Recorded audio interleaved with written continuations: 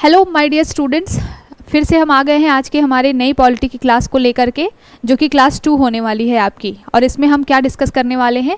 आज हम डिस्कस करने वाले हैं फीचर्स ऑफ द कॉन्स्टिट्यूशन। साथ के साथ में कौन से ऐसे प्रोविजंस हैं हमारे कॉन्स्टिट्यूशन में, जैसे कि डीपीएसपी हो गया, फंडामेंटल राइट्स हो गया, उसको हमने किन देशों से लिया है, इन सारे चीज़ों के ऊपर आज हम डिस्कस करेंगे।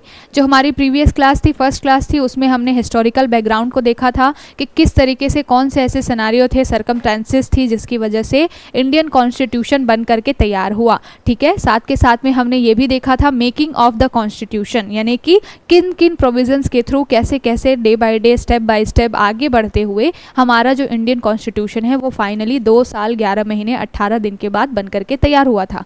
जिसमें हमने क्या देखा था कि 9 दिसंबर को 1946 में पहली बैठक हुई थी कॉन्स्टिट्यूशन जो असेंबली है, संविधान सभा है उसकी। उसके बाद 11 दिसंबर को हमने अपने स्थायी अध्यक्ष को चुना था, जिनका नाम था राजेंद्र प्रसाद जी। उसके बाद 13 दिसंबर को हमारा जो उद्देश्य प्रस्ताव है जो जवाहरलाल नेहरू जी ने रखा था, जिसको आज हम और आप प्रेम्बल के रूप में भी जानते हैं।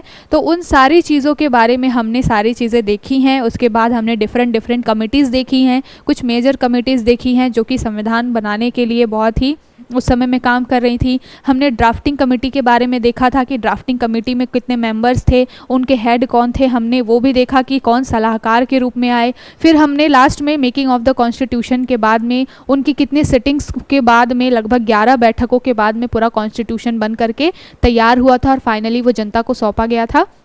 इन सारी चीज़ों के ऊपर में हम पहले ही क्या कर चुके हैं, बातचीत कर चुके हैं। तो जिन्होंने भी पहला जो हमारा वीडियो है वो नहीं देखा है, वो सबसे पहले जा कर के पहला वीडियो देखेंगे, क्योंकि वो इतना क्रूशियल वीडियो है, क्योंकि वो फर्स्ट क्लास है, पहली बात तो। और दूसरी बात यह है कि जब तक आपको ये नहीं पता होगा कि आपकी हिस्ट्री क्या रही है, बैकग्राउंड क्या रहा है, जिसमें आज का कॉन्स्टिट्यूशन बन करके तैयार हुआ है, तब तक आपको आगे की चीज़ें समझना उतना आसान नहीं होगा। इसलिए हमेशा जब भी हम कोई सब्जेक्ट पढ़ते हैं तो फर्स्ट चैप्टर होता है या फिर फर्स्ट जो क्लास होती है वो एक ओवरव्यू देने के लिए बहुत ज़रूरी होती है। इसलिए सभी को पहला वीडियो आपको पहले जा कर के देखना है, जिसमें हमने बात की है हिस्टोरिकल बैकग्राउंड के थ्रू कि क्या ऐसे सिनेरियो रहे जिसकी वजह से ये कॉन्स्टिट्यूशन आज हमारा बन करके इतना बड़ा कॉन्स्टिट्यूशन बन करके तैयार हुआ। क्योंकि उस समय में जब अंग्रेज़ों का शासन था, उसके पहले राजा महाराजाओं का शासन चलता था, तब वहाँ पर कोई कॉन्स्टिट्यूशन जैसा कॉन्सेप्ट नहीं था। अंग्रेज आए, उन्होंने धीरे धीरे पॉलिसीज़ बनाना शुरू की, डिफरेंट एक्ट बनाना शुरू किए, रेगुलेटिंग एक्ट, पिट्स इंडिया, उसके बाद में 1909 का जो आपका मार्ले मिंटो सुधार है, फिर उसके बाद में आपका 1919 में मॉन्टेग्यू चेम्सफोर्ड सुधार। ये सारी चीज़ें जब डे बाय डे बढ़ने लगी, स्टेप बाय स्टेप आगे बढ़ी। फिर आया 1935 का आपका इंडियन गवर्नमेंट का जो आपका भारतीय शासन अधिनियम आया, और उसके बाद से बहुत हद तक संविधान बनने की दिशा में बहुत ही एक तेज़ी से काम शुरू हुआ। और आज भी हम ये चीज़ देखते हैं कि हमारा कॉन्स्टिट्यूशन में मोस्टली जो 40 to 50% पार्ट आपको 1935 के भारत शासन अधिनियम का देखने को मिलेगा। क्योंकि कहीं ना कहीं अंग्रेज उस समय में एक रूपरेखा तैयार करके, एक पृष्ठभूमि तैयार करके चले गए थे कि इनके बेसिस पे हमारा संविधान आने वाला बनना चाहिए। ठीक है, साथ के साथ में उस समय में जो भारत था वो डिवाइड हो रहा था, इस वजह से भी ज़रूरी था इस बात को देखना कि इतनी बड़ी पॉपुलेशन को हम कैसे ले करके चलेंगे। तब वहाँ पर ज़रूरत लगी कि एक कॉन्स्टिट्यूशन होना चाहिए जो क्या कर सके, इतनी बड़ी आबादी को, डिफरेंट धर्म के लोग वहाँ पर रहते हैं, बहुत सारे अलग अलग जाति के लोग रहते हैं, इन सबको करके एकजुट करके रखने के लिए एक कॉन्स्टिट्यूशन की ज़रूरत होगी। तब जाकर के हमने कॉन्स्टिट्यूशन बनाया। तो ये सारा बैकग्राउंड हम क्लास 1 में बात कर चुके हैं। अब आज की क्लास में हम क्या बात करेंगे? आज की क्लास में हम बात करेंगे फीचर्स ऑफ द कॉन्स्टिट्यूशन के बारे में। ये बोला जाता है कि हमारा जो इंडियन कॉन्स्टिट्यूशन है वो लगभग बहुत सारी कंट्रीज़ से हमने अडॉप्ट किया है, उसमें बहुत सारे प्रोविजंस, ये एलिगेशंस भी लगते हैं हमारे ऊपर कि हमने जो कॉन्स्टिट्यूशन बनाया है, जो हमारे नेता थे उस समय में, आज़ादी के समय में, उन्होंने जो कॉन्स्टिट्यूशन बनाया है वो उधार लिया हुआ कॉन्स्टिट्यूशन है या फिर चोरी किया हुआ कॉन्स्टिट्यूशन है। ऐसे बहुत सारे इल्ज़ाम लगे। उस समय भी बहुत सारे सोशियोलॉजिस्ट थे, उन्होंने लगाए, लेकिन किसी हद तक ये बात सच नहीं है। क्योंकि अंबेडकर जी ने कहा था कि मैं एक काम करता हूँ कि अगर मुझे ऐसा लगता है कि मुझे सामने वाले से कोई चीज़ सीखने को मिलती है तो मैं उस चीज़ को क्या कर लेता हूँ, अडॉप्ट कर लेता हूँ, और सीखने में कोई बुराई नहीं है। तो उसको ध्यान में रखते हुए अंबेडकर जी ने उस समय भी बोला था कि हमें जब जितनी ज़रूरत लगी, हमें लगा कि उस समय में जैसे लगभग 60 कंट्रीज़ ऐसी थी जिनके संविधान को हमने रीड किया, पढ़ाई की, और उसके बाद हमने अपना कॉन्स्टिट्यूशन तैयार किया।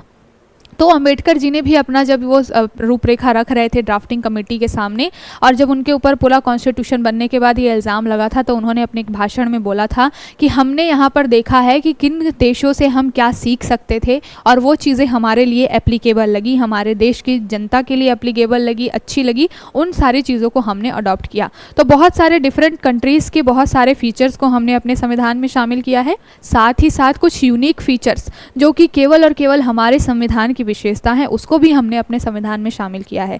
जैसे कि बात की जाती है कि 3 टायर जो हमारा गवर्नेंस है, जैसे कि ग्राम के लेवल पे, गांव के लेवल पे ग्राम पंचायत वाला जो कॉन्सेप्ट है वो वर्ल्ड में कहीं पर भी नहीं है, लेकिन हमारे यहाँ पे सेंटर और स्टेट के बाद में एक ग्राम पंचायत का भी कॉन्सेप्ट है जो कि क्या करती है, एक बॉटम अप अप्रोच लेकर के चलती है और नीचे के लेवल पे भी जो लोग हैं उनको शासन की सारी सुविधाएं मिल सके इसके लिए काम करती है।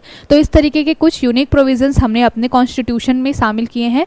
कुछ ऐसे प्रोविजंस हैं जिसको हमने बाहर की कंट्रियों से लिया है, उसको सारी चीज़ों को आज देखेंगे। आज की क्लास हमारी इसी पर रहेगी कि फीचर्स क्या रहे हमारे संविधान की, क्या मेन विशेषताएं रही, और उसके बाद हम देखेंगे कि कौन कौन सी चीज़ें हमने किन किन कंट्रीज से ली हैं, क्योंकि यहाँ से आपके बहुत ही इंपॉर्टेंट क्वेश्चंस बनते हैं। 1-2 क्वेश्चन आपको यहाँ हमेशा मिलेगा, हर एग्जाम में मिलेगा, चाहे वो एसएससी का MTS एग्जाम हो, CGL का या फिर CPO का एग्जाम हो। वनडे एग्जाम्स में यहाँ के फैक्चुअल क्वेश्चन आपसे बनते हैं, ठीक है। तो देखेंगे आज पूरे हम इसकी क्लास को, चलिए शुरू करते हैं। और अंत में जो हमने प्रीवियस क्लास में जो टॉपिक पढ़ा था उससे रिलेटेड कुछ आपके क्वेश्चन है इस क्लास में, उसको डालने का सीधा मतलब यही है कि जिन व्यक्तियों ने पहला क्लास देखा है उनका एक तरीके से रिवीजन हो जाएगा उन क्वेश्चंस के माध्यम से। क्वेश्चन सारे ऐसे हैं जो कि आपके SSC वगैरह में डिफरेंट ईयर्स में पूछे गए हैं, 2019, 20, 22 तक के ईयर में जो भी क्वेश्चन पूछे गए हैं आपके प्रीवियस सालों में, उन क्वेश्चंस को यहाँ पर शामिल किया गया है हिस्टोरिकल बैकग्राउंड और मेकिंग ऑफ द कॉन्स्टिट्यूशन से रिलेटेड, जिसको आज हम लास्ट में डिस्कस करेंगे। और आज जो हम पढ़ेंगे उसके क्वेश्चंस को हम नेक्स्ट सेशन में डिस्कस करेंगे, सो दैट आपका एक रिवीजन होता चलेगा। वो आगे पार्ट पीछे सपाट वाली चीज़ जो होती है वो बहुत खतरनाक होती है, फिर कोई मतलब नहीं है अगर आप पीछे की चीज़ों को भूल जाएं, इसलिए याद रखना सारी चीज़ों को ज़रूरी है। तो चलिए शुरू करते हैं। सबसे पहले देख लेते हैं कि हमारे संविधान के फीचर्स क्या क्या हैं। तो चलिए सबसे पहले देख लेते हैं कि हमारे क्या क्या फीचर्स हैं, इंपॉर्टेंट फीचर्स जो कि संविधान में हैं। तो संविधान हमारा जब बना था, भारतीय संविधान हमारा बन करके तैयार हुआ था, तो उसमें बहुत सारी चीज़ें थीं। जैसे कि पहली बात तो ये थी कि हमारे संविधान को बोला गया था सबसे बड़ा लिखित संविधान।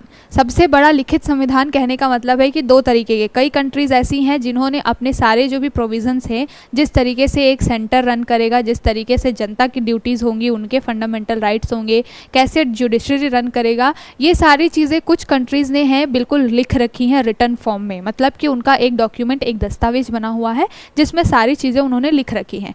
ऐसे कॉन्स्टिट्यूशन को बोला जाता है रिटन कॉन्स्टिट्यूशन। लेकिन कई कंट्रीज ऐसी हैं जिन्होंने ये सारे प्रोविजंस को लिख नहीं रखा है और समय समय पर पार्लियामेंट बताती है कि इस तरीके से नए कानून बनेंगे और वो इस तरीके से काम करेंगे, है ना। मतलब डेमोक्रेसी है बहुत सारी जगहों पर, लेकिन कई जगहों पर ऐसा है कि रिटन कॉन्स्टिट्यूशन है और कई कंट्रीज ऐसी हैं जहाँ पर रिटन कॉन्स्टिट्यूशन नहीं है। जैसे अगर आप एग्जाम्पल लें तो जो अमेरिका है वहाँ पर रिटन कॉन्स्टिट्यूशन है, वहाँ पर हमारी ही तरह सारे जो प्रोविजंस हैं, आर्टिकल्स हैं, वो उसको बिल्कुल लिखा गया है संविधान में और उसके अकॉर्डिंग ही सारी चीज़ें चलती है, चाहे वो आपका लेजिस्लेचर हो या फिर आपकी जुडिशरी हो। लेकिन अगर आप यूके की बात करेंगे तो वहाँ पर क्या है, वहाँ पर रिटन कॉन्स्टिट्यूशन नहीं है, वहाँ पर पार्लियामेंट जो नियम बना देती है उसको फिर महारानी का एसेंट मिल जाता है और फिर वो लॉ के रूप में क्या होता है, इन्फोर्स कर दिया जाता है लोगों के ऊपर, यानी कि जनता के ऊपर लागू कर दिया जाता है। इसलिए बोला जाता है भारत को एक तो सबसे बड़ा संविधान है, मतलब कि 2 साल 11 महीने 18 दिन में जो चीज़ बन करके तैयार हुई होगी, तो बहुत ज़्यादा बड़ा एक कॉन्स्टिट्यूशन है जिसमें लगभग 22 भाग हैं, 395 जो आपके स्टार्टिंग में आर्टिकल्स थे, उसके बाद 8 जो शेड्यूल्स थी। तो इस तरीके से बहुत एक बड़ा कॉन्स्टिट्यूशन हमारा बन करके तैयार हुआ था और साथ के साथ में वो रिटन फॉर्म में भी है, इसलिए हमारे संविधान को सबसे बड़ा लिखित संविधान बोला जाता है। ठीक है, तो आपको ये पॉइंट याद रखना है, ये हमारे फीचर्स में आता है हमारे कॉन्स्टिट्यूशन के।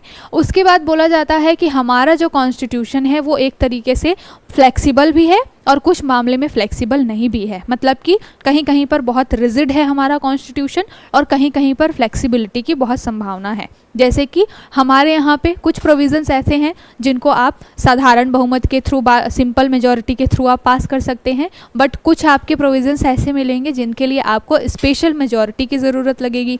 कुछ ऐसे आपके प्रोविजंस होंगे जिसके लिए आपको स्पेशल मेजॉरिटी के साथ साथ में 2/3 यानी कि 2/3 या फिर आधे से ज़्यादा राज्यों का भी आपको उसमें क्या रखेगा, एक्सेप्टेंस लगेगा।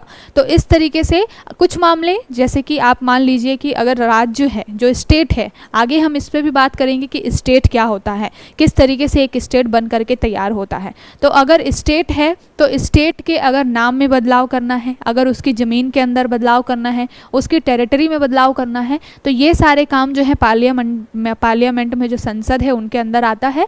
और जो ये सारे मेजर्स होते हैं, ये जो सारे डेवलपमेंट्स या संशोधन जिसको बोला जाता है कॉन्स्टिट्यूशन भाषा में, उसमें क्या होता है, आप सिंपल मेजॉरिटी के थ्रू, साधारण बहुमत के थ्रू इन सारे प्रोविजंस में संशोधन कर सकते हैं। लेकिन अगर आपको कोई और बड़े लेवल पे कोई ऐसा मुद्दा है जिसके ऊपर आपको संशोधन करने की ज़रूरत है, तो फिर वहाँ पर क्या करना पड़ेगा, आपको स्पेशल मेजॉरिटी की ज़रूरत लगेगी। साथ के साथ में कई ऐसी चीज़ें होंगी।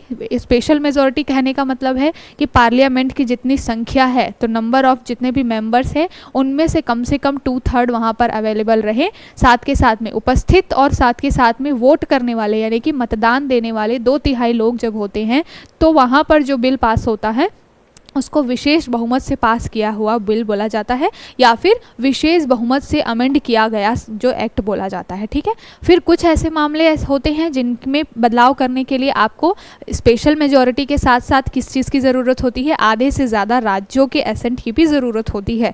तब वहाँ पर आता है आपका विशेष बहुमत प्लस आधे से अधिक राज्यों का आपको चाहिए क्या, एसेंट। तो इस तरीके से कुछ मामलों में फ्लेक्सिबिलिटी है, वहाँ पर संशोधन करने की संभावनाएं हैं, जो कि आर्टिकल 368 के तहत होता है संशोधन। उसको जैसे जैसे हम क्लासेस आगे बढ़ेगी, जब ये सारी चीज़ें आएंगी, पार्लियामेंट वाला पूरा चैप्टर आएगा, वहाँ पर हम देखेंगे। अभी फ़िलहाल हम फीचर्स ऑफ द कॉन्स्टिट्यूशन के बारे में बात कर रहे हैं, तो यहाँ पर जितनी हमारी बेसिक अंडरस्टैंडिंग के लिए जानने की ज़रूरत है चीज़ों को, उनको हम ध्यान में देते हुए चलेंगे। ठीक है। तो यहाँ पर क्या है, पहली बात तो है कि हमारा संविधान सबसे बड़ा लिखित संविधान है। सबसे बड़ा लिखित संविधान मैंने बता दिया रिटन फॉर्म में है। दूसरी चीज़ क्या है कि बहुत सारे स्रोतों से लिया गया है, विभिन्न स्रोतों से लिया गया है, मतलब कि क्या है, मल्टीपल सोर्सेज, मल्टीपल कंट्रीज से हमने अपने कॉन्स्टिट्यूशन में प्रोविज़न उठाए हैं। जैसे कि हमारे यहाँ इमरजेंसी वाला कॉन्सेप्ट है, वो हमने जर्मनी से उठाया है। अगर हम फंडामेंटल राइट्स की बात करें तो वो हमने अमेरिका से उठा लिया है। अगर हम DPSP की बात करते हैं, डायरेक्टिव प्रिंसिपल्स ऑफ स्टेट, जो उसकी बात करते हैं, तो वो सारा कहाँ से उठाया, हमने आयरलैंड से उठा लिया है। अगर आप बात करते हैं फंडामेंटल ड्यूटीज़ की, जो कि मूल कर्तव्य बोला जाता है जिसको, अगर वो कहाँ से उठाया है ये बात आएगी, तो उसको हमने सोवियत जो संघ था उस समय, रशिया, जिसको सोवियत रूस बोला जाता था, तो हमने वहाँ से उठाया है। तो इस तरीके से अलग अलग कंट्रीज से हमने बहुत सारे अलग अलग प्रोविजंस को उठा करके हमारा संविधान बनाया है। आगे हम इसकी भी चर्चा करेंगे कि कौन सी कंट्रीज से हमने कौन से प्रोविजंस लिए हैं, क्योंकि यहाँ से आपके लिए क्वेश्चन बनता है। ठीक है। फिलहाल हम फीचर्स के बारे में एक रूपरेखा देख रहे हैं, साथ के साथ में हम समझने की कोशिश कर रहे हैं कि हमारे संविधान की क्या खूबियां रही हैं। ठीक है। तो आप, जैसे कि मैं अगर यहाँ पर बात करूँ, मैं लिखूँ कि फीचर्स ऑफ द कॉन्स्टिट्यूशन क्या है, विशेषताएं क्या है संविधान की, तो यहाँ पर मैं क्या क्या चीज़ें लिखूँगी। हमारे यहाँ पे सबसे बड़ा एक लिखित संविधान है। सबसे बड़ा लिखित संविधान मैंने पहले ही बता दिया। ठीक है। सबसे बड़ा लिखित संविधान, उसके बाद में रिटन फॉर्म में हमारे यहाँ अवेलेबल है।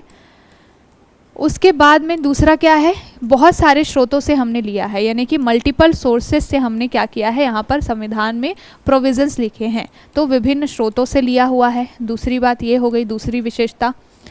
उसके बाद में तीसरा क्या आएगा, नम्यता और कठोरता का, दोनों का, मतलब कि आप कह लीजिए कि रिजिडिटी भी है, कुछ मामलों में कठोर भी है संविधान, और कुछ मामलों में आप कह लीजिए लचीला भी है, यानी कि लचीलापन और कठोरता दोनों को लिया हुआ है। जैसे कि मैंने बताया, कुछ ऐसे प्रोविजंस है जिसको बहुत आसानी से आप सिंपल मेजॉरिटी के थ्रू भी अमेंड कर सकते हैं। ठीक है। सिंपल मेजॉरिटी का मतलब सिर्फ आधे से अधिक अगर लोग वहाँ पर उपस्थित रहे संसद में, तो वो सारा जो एक्ट है या बिल है वो पास हो जाता है। ठीक है। बिल जो है पास होकर एक्ट बन जाता है। लेकिन कुछ ऐसे मामले होते हैं जिनके ऊपर क्या ज़रूरत होती है, वहाँ पर स्पेशल मेजॉरिटी की ज़रूरत होती है, तो फिर वहाँ पर क्या होता है, उन चीज़ों को अमेंड करना थोड़ा सा टफ हो जाता है। अब मान लीजिए जहाँ पर सीधे सीधे बहुत आसानी से चीज़ें अमेंड हो जाए, बहुत सिर्फ आधे से ज़्यादा लोगों की ही ज़रूरत हो, वहाँ पर चीज़ें अमेंड करना बहुत आसान है। पर कुछ ऐसे प्रोविजंस हो जाएंगे जहाँ पर स्पेशल मेजॉरिटी की ज़रूरत लगेगी। मतलब एक तो हमें ज़्यादा लोगों को जुटाना है, फिर आधे से ज़्यादा राज्यों को मनाना भी है उस मुद्दे पर कि आप ये बिल हम पास करना चाहते हैं, आप उसमें अपना एसेंट दे दीजिए। तो ये चीज़ें थोड़ी टफ हो जाएंगी। तो दोनों जो नम्यता यानी कि लचीलापन और कठोरता, दोनों के गुण को लेकर के हमारा संविधान चलता है। उसके बाद में क्या है, हमारे संविधान की एक विशेषता ये भी है, हमारे संविधान में स्वतंत्र न्यायपालिका के बारे में बात की गई है। स्वतंत्र न्यायपालिका मतलब कि क्या, कि जब भी लेजिस्लेचर जो है कोई भी कानून बना देता है, कोई भी ऐसा एक्ट पास कर देता है जो कि क्या है, अगर मान लीजिए जनता के हितों को क्या कर रहा है, नुकसान पहुंचा रहा है, अगर वो गवर्नमेंट के लिए नेगेटिव इफेक्ट में काम कर रहा है, अगर कोई ऐसी चीज़ है जहाँ पर जनता के फंडामेंटल राइट्स का हनन हो रहा है, तो फिर वहाँ पर जो है स्वतंत्र न्यायपालिका होने से क्या होगा कि जो स्व मोटो लेकर के जो कोर्ट है, जो जुडिशरी है, उन सारे चीज़ों को, उन सारे जो एक्ट्स को स्ट्रक डाउन कर सकती है। ठीक है, इस तरीके से। साथ के साथ में अगर आप देखेंगे, जब यहाँ पर बात की जाती है मौलिक अधिकारों की, मैंने बात की, साथ के साथ डीपीएसपी भी हमारे संविधान में है, फंडामेंटल ड्यूटीज़ हमारे यहाँ हैं। एक सेक्युलर स्टेट की बात की गई है। सेक्युलर स्टेट कहने का क्या मतलब है, सेक्युलर स्टेट का मतलब कि जो धर्म के मामले में हमारा जो जनता के कोई भी मुद्दे हैं, मान लीजिए जैसे कि इंडिया है, बहुत सारे अलग अलग धर्मों से मिलकर के बना है। हमारे यहाँ पे हिंदू, मुस्लिम, सिख, जैन, बौद्ध सारे लोग रहते हैं। तो धर्मनिरपेक्षता जो है एक तरीके का टर्म है जो कि हमारे कॉन्स्टिट्यूशन की विशेषता है। धर्मनिरपेक्षता, सेक्युलरिज्म जिसको बोला जाता है, इसका बेसिक मतलब क्या है कि हमारा जो कॉन्स्टिट्यूशन है या फिर हमारा जो सरकार है, हमारी जो सरकार है, वो किसी भी धर्म के फेवर में काम नहीं करेगी और किसी स्पेशल धर्म के अगेंस्ट में भी काम नहीं करेगी। मतलब कि जो हमारी सरकार है वो न्यूट्रल रहेगी धर्म के मामले में अगर देखा जाए तो। मतलब एक आप नेगेटिव इम्पैक्ट डाल करके काम नहीं कर सकते। कुछ मामलों में आप ये ज़रूर देख सकते हैं कि पहली बात तो ये कि हमारे यहाँ फंडामेंटल राइट्स में ही धार्मिक स्वतंत्रता दी गई है, जो कि आर्टिकल 25 से लेकर के आर्टिकल 28 तक आता है। ठीक है, तो धर्म की स्वतंत्रता हमारे संविधान में दी गई है। अब कुछ मामलों में ऐसा होता है कि क्या होता है, जैसे कि गवर्नमेंट होती है वो हज की यात्रा करवाती है या फिर कोई तीर्थ यात्रा करवाती है, तो वहाँ पर वो आपसे कुछ चार्जेस वगैरह लेती है। जब हम यह सारे आर्टिकल्स पढ़ेंगे तो वहाँ पर देखेंगे कि ये कुछ अपवाद है, लेकिन ये जो पूरे मेजर्स हैं वो किसी भी धर्म को दबाने के लिए नहीं होते हैं। वहाँ पर गवर्नमेंट आपको कुछ सुविधाएं दे रही होती है, उसके लिए उसके बिहाफ में आपसे कुछ चार्ज लिया जाता है सो दैट आपको वो सुविधाएं प्रोवाइड करा जाए। ठीक है, लेकिन हम यहाँ पर धर्मनिरपेक्षता देख रहे हैं। धर्मनिरपेक्ष जो एक टर्म है जो कि हमारे संविधान की विशेषता है, वहाँ पर सिंपल मतलब ये है कि राज्य जो है वो धर्म के मामले में कोई भी हस्तक्षेप नहीं करेगा और हर धर्म स्वतंत्र है अपनी चीज़ों को यहाँ पर फॉलो करने के लिए। मतलब कि ऐसा नहीं होगा कि हमारे यहाँ पर अगर हिंदू पॉपुलेशन ज़्यादा है तो राज्य या फिर जो गवर्नमेंट है वो फोर्स करे सभी लोगों को हिंदुइज्म फॉलो करने के लिए। ऐसा नहीं है। जितने भी अलग धर्म के लोग हैं वो भी बहुत अच्छे से अपने धर्म को फॉलो करते हुए यहाँ पे रह सकते हैं। जो राज्य है, राज्य कहने का मतलब है कि जो गवर्नमेंट है वो इन मामलों में हस्तक्षेप नहीं करेगी। मतलब कि वो क्या रहेगी, धर्म के मामलों में वो अपना अलग रहेगी, जनता को उनके हिसाब से अपने धर्म को चुनने की और उनको मानने की आज़ादी होगी। तो ये सेक्युलरिज्म का कॉन्सेप्ट होता है जो कि हमारे संविधान की विशेषताएं हैं। ठीक है, बाकी मैंने डीपीएसपी के बारे में बात कर ली। डीपीएसपी है ही, साथ के साथ में आपका फंडामेंटल राइट्स है, फंडामेंटल ड्यूटीज़ हैं, ये सारे के सारे हमारे संविधान की विशेषता है। अब यहाँ पर मैंने एक बात की थी कि एक जो कॉन्स्टिट्यूशन में हमारे जो चीज़ है वो बहुत यूनिक है और जो केवल और केवल हमारे ही के द्वारा इजाद की गई है। बाकी किसी भी देश के कॉन्स्टिट्यूशन में आपको वो प्रोविज़न नहीं मिलेगा। और वो क्या है, पंचायती राज सिस्टम, यानी कि 3 स्तरीय या फिर त्रिस्तरीय आपको क्या दिखेगा, शासन व्यवस्था दिखेगी। त्रिस्तरीय शासन व्यवस्था कहने का मतलब क्या है, त्रिस्तरीय शासन मतलब कि आपको देखेगा वहाँ पर एक तो केंद्र में सरकार होगी यानी कि सेंट्रल गवर्नमेंट होगी, उसके बाद में एक राज्य में सरकार होगी स्टेट गवर्नमेंट, और उसके बाद पंचायत के लेवल पे क्या होगा, ग्राम पंचायतें होंगी जो कि क्या करेंगी, आपके जो स्थानीय मुद्दे होते हैं, जो कि आपके रीजनल मुद्दे होते हैं, गांव के लेवल पे जो मुद्दे होते हैं उनको एड्रेस करने का काम करेगी। ठीक है, तो ये जो पंचायत वाला या फिर कर लीजिए कि ट्राई लेवल जो है गवर्नमेंट का, ये जो एक यूनिक कॉन्सेप्ट है जो केवल और केवल इंडिया ने ही इसको ईजाद किया है और इंडियन कॉन्स्टिट्यूशन में ही पाया जाता है। ठीक है, बाकी ये सारी विशेषता कि सबसे बड़ा लिखित संविधान है, बहुत सारे स्रोतों से लिया गया है, इसमें कठोरता भी है, उसमें फ्लेक्सिबिलिटी भी है, रिजिडिटी के साथ फ्लेक्सिबिलिटी भी है, एक स्वतंत्र न्यायपालिका है। उसके बाद यहाँ पर धर्मनिरपेक्षता यानी कि सेक्युलरिज्म वाला कॉन्सेप्ट चलता है कि जो भी राज्य है वो धर्म के मामले में किसी तरीके का हस्तक्षेप नहीं करेगा। ये सारी चीज़ें जो मैं बता रही हूँ पीपीटी के फॉर्म में आपको लिखी हुई हैं। आपको पीपीटी चाहिए, आप नोटबुक आईएएस के जो ग्रुप होगा वहाँ पर जा कर के, ऐप पे जा कर के आप जो पीपीटी है वो एक्सेस कर सकते हैं। मैं बता दूँगी उसको कि किस तरीके से एक्सेस करना है।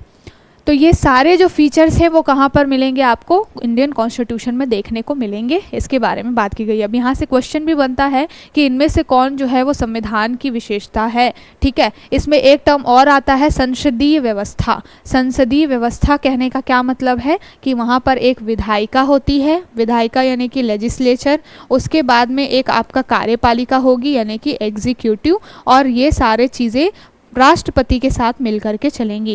यानी कि संसद कहने का मतलब है संसद में कौन कौन सी चीज़ें आती हैं। संसद में 3 चीज़ें आती हैं। जब भी आपसे पूछा जाए कि संसद में कौन कौन से लोग मिलकर के संसद बनाते हैं, तो संसद में तो पहली बात ये है, एक है लोकसभा, दूसरी है राज्यसभा, और तीसरा क्या है आपका प्रेसिडेंट यानी कि राष्ट्रपति। इन तीनों से मिल करके आपका एक पार्लियामेंट बन करके तैयार होता है। पहली बात तो बेसिक चीज़ आपको ये मालूम होना चाहिए। और संसदीय व्यवस्था कहने का क्या मतलब है कि यहाँ पर जो लोग होते हैं लोकसभा में या फिर राज्यसभा में, जो लोग होते हैं जो चुन करके आए हुए जनता होती है, जनता के द्वारा चुन करके आए हुए जो प्रतिनिधि होते हैं, रिप्रेजेंटेटिव होते हैं, वो इस संसद में बैठते हैं। और संसदीय व्यवस्था मतलब कि जनता के द्वारा चुने हुए जो प्रतिनिधि हैं वो आकर के बैठते हैं और वो क्या करते हैं, जनता के लिए कानून बनाने का काम करते हैं। ठीक है, लोकसभा में जो लोग होते हैं वो जनरल चुनाव के थ्रू आते हैं, आम चुनाव होते हैं, लोकसभा के चुनाव होते हैं उनके थ्रू आते हैं। राज्यसभा में जो लोग आते हैं वो इनडायरेक्टली आते हैं, मतलब कि इन चुने हुए लोगों के द्वारा ही क्या होता है, वापस से इलेक्शन करवाया जाता है। और फिर जो चुने हुए नेता होते हैं या फिर राज्यसभा के चुनाव में कुछ सदस्य ऐसे होते हैं जिनको राष्ट्रपति भी अपने एसेंट देता है और उसके बाद में मनोनयन होता है, मतलब कि नॉमिनेशन होता है। तो इस तरीके से दोनों मिला जुला रूप जो आपको राज्यसभा में देखने को मिलेगा, लेकिन लोकसभा में डायरेक्टली जनता के द्वारा चुने हुए लोग आकर के बैठते हैं। ठीक है, और ये इनका काम क्या होता है, जनता के मुद्दों पर कोई भी नियम कानून बनाने का काम होता है। ठीक है, तो आई होप आपको समझ में आ गया होगा कि संसदीय व्यवस्था जो है ये भी हमारे इंडियन कॉन्स्टिट्यूशन का एक बहुत ही इम्पोर्टेंट जो है फीचर है। तो सारी चीज़ों के बारे में हमने यहाँ पर देखा क्या क्या है। आपके यहाँ पर एकीकृत और स्वतंत्र न्यायपालिका है। अब यहाँ पर 2 टर्म है, एक तो एकीकृत की भी बात कर रहा है, दूसरा स्वतंत्र न्यायपालिका की भी बात कर रहा है। इनको मैं दोनों लैंग्वेज में दिखा देती हूँ आपको, इंग्लिश में भी और हिंदी में भी दिखा देती हूँ, सो दैट कोई दिक्कत ना रहे। यहाँ पर यूनिफाइड एंड इंडिपेंडेंट जुडिशरी की बात की गई है, दोनों चीज़ें बोली गई हैं। यूनिफाइड का मतलब क्या है, यूनिफाइड कहने का मतलब ये है कि हमारे यहाँ ऐसा नहीं है जिस तरीके से मान लीजिए अदर कंट्रीज़ में होता है कि स्टेट की अलग कोर्ट होती है, जैसे अमेरिका ले लीजिए, वहाँ पर स्टेट जो है बाकी सारे उनके अलग अलग कोर्ट्स होते हैं और जो पूरा ओवरऑल यूनाइटेड स्टेट है उनका एक अलग कोर्ट होता है। सुप्रीम कोर्ट और हाई कोर्ट का अलग अलग कॉन्सेप्ट चलता है, लेकिन हमारे यहाँ एक यूनिफाइड आपको कोर्ट दिखेगा। यूनिफाइड कोर्ट कहने का मतलब क्या है कि यहाँ पर आपको एक सुप्रीम कोर्ट मिलेगा, सुप्रीम कोर्ट के नीचे आपको हाई कोर्ट, और उसके बाद यहाँ पर बहुत सारे आपको डिवीजनल जो डिवीज़न के हिसाब से आपको दिखेंगे, बहुत सारे जिला के डिस्ट्रिक्ट के लेवल पे डिस्ट्रिक्ट कोर्ट्स आपको मिलेंगे। इस तरीके से और भी बहुत सारे कोर्ट्स होते हैं। ठीक है, लेकिन इन सब का हेड कौन है, सुप्रीम कोर्ट। जब भी कोई मामला अगर वो डिस्ट्रिक्ट के लेवल पे आता है कोई मामला और वहाँ पर कुछ ऐसे प्रोविजंस हो जाते हैं जो ऐसा लगता है कि दोनों पार्टी में से किसी एक पार्टी को उससे संतुष्टि नहीं है, तो वो फिर अपील करने के लिए कहाँ जाते हैं, हाई कोर्ट में जाएंगे। और यहाँ से अगर कोई मुद्दा हुआ जिसके ऊपर संतुष्टि नहीं है, सेटिस्फाइड नहीं है जो कि दोनों पार्टी में से कोई भी, तो फिर वो मुद्दों को लेकर के कहाँ जाते हैं, सुप्रीम कोर्ट में लेकर के जाते हैं। तो हाईएस्ट अथॉरिटी आपका हायर अथॉरिटी कौन है, सुप्रीम कोर्ट। यानी कि यूनिफाइड कोर्ट का सिस्टम है हमारे यहाँ पे, अलग अलग लेवल पे कोर्ट बने हुए हैं, लेकिन एक ही व्यक्ति जो है, एक ही कोर्ट जो है वो सर्वोच्च है, फाइनल डिसीजन जो होता है वो एक ही कोर्ट का होता है जो कि है सुप्रीम कोर्ट। ये यूनिफाइड फीचर है कोर्ट का। लेकिन अगर आप स्वतंत्र न्यायपालिका की बात करें, इंडिपेंडेंट जुडिशरी, तो मैंने बताया आपको कि जिस तरीके से लॉ मेकिंग का काम किसका है, लॉ मेकिंग का काम है आपका लेजिस्लेचर का। लेजिस्लेचर यानी कि इसको हिंदी में कहते हैं विधायिका। तो विधायिका जो है वो कानून बनाती है और फिर उसको एग्जीक्यूट कौन करवाता है, आपका कार्यपालिका। कार्यपालिका साथ के साथ में जो आपके ब्यूरोक्रेट्स होते हैं वो मिल करके क्या करते हैं, बने हुए कानून को लागू करवाने का काम करते हैं, जिसको इंग्लिश में एग्जीक्यूटिव्स बोला जाता है।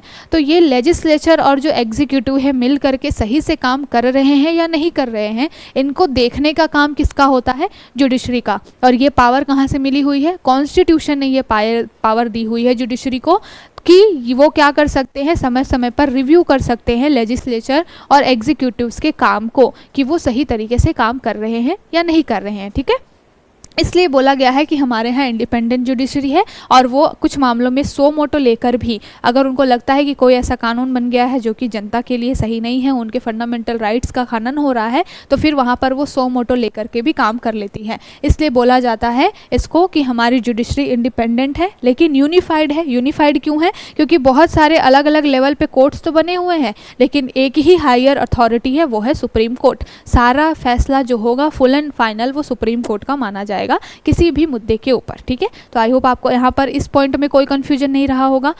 दूसरी बात यह है कि यहाँ पर बोला गया है कि यहाँ पर कोऑर्डिनेशन है यूके के पार्लियामेंट की सोवरेनिटी और सुप्रीम कोर्ट यूएसए की सोवरेनिटी के मामले में। ठीक है, तो कोऑर्डिनेशन कहने का मतलब क्या है कि जो यूके में चलता है वहाँ पर जुडिशरी का इतना रोल नहीं रहता। वहाँ पर क्या होता है कि आपको कई मामले ऐसे होते हैं जिनमें केवल और केवल संसद का, पार्लियामेंट का ही रोल होता है। लेकिन यूएसए में क्या है, यूएसए में जो सुप्रीम कोर्ट होती है उनकी भी चलती है। यहाँ पर जो हमने हमारे कॉन्स्टिट्यूशन में जो जुडिशियल रिव्यू, जो न्यायिक समीक्षा वाला जो कॉन्सेप्ट है वो हमने अमेरिका से ही लिया है, क्योंकि अमेरिका के जो कोर्ट है वो बहुत पावरफुल है और उनके पास ऐसा पावर है कि वो कोई भी, अगर मान लीजिए प्रेसिडेंट ने या फिर जो संसद ने कोई कानून बनाया तो उसको रिव्यू कर सकती है। लेकिन ये जो पावर है वो आपके यूके में नहीं मिलेगा, क्योंकि वहाँ पर पार्लियामेंट्री सिस्टम चलता है। वहाँ पर संसद जो बना देती है कानून वही फुल एंड फाइनल माना जाता है बहुत हद तक। तो इस वजह से हमारे देश ने क्या किया है, इन दोनों का मिक्सचर, कोऑर्डिनेशन लेकर के चले हैं। जब हम 9th शेड्यूल की बात करते हैं तो 9th शेड्यूल में कुछ हमने ऐसी चीज़ें डाल दी है जिसके ऊपर जुडिशियल रिव्यू नहीं हो सकता है, लेकिन बेसिक स्ट्रक्चर का और फंडामेंटल राइट्स का मामला जब आता है तो वहाँ पर जुडिशियल रिव्यू भी हो पाता है। तो इस तरीके से एक कोऑर्डिनेशन बना करके हम अपने संविधान में लेकर के चलते हैं। ठीक है, ये बात की गई है।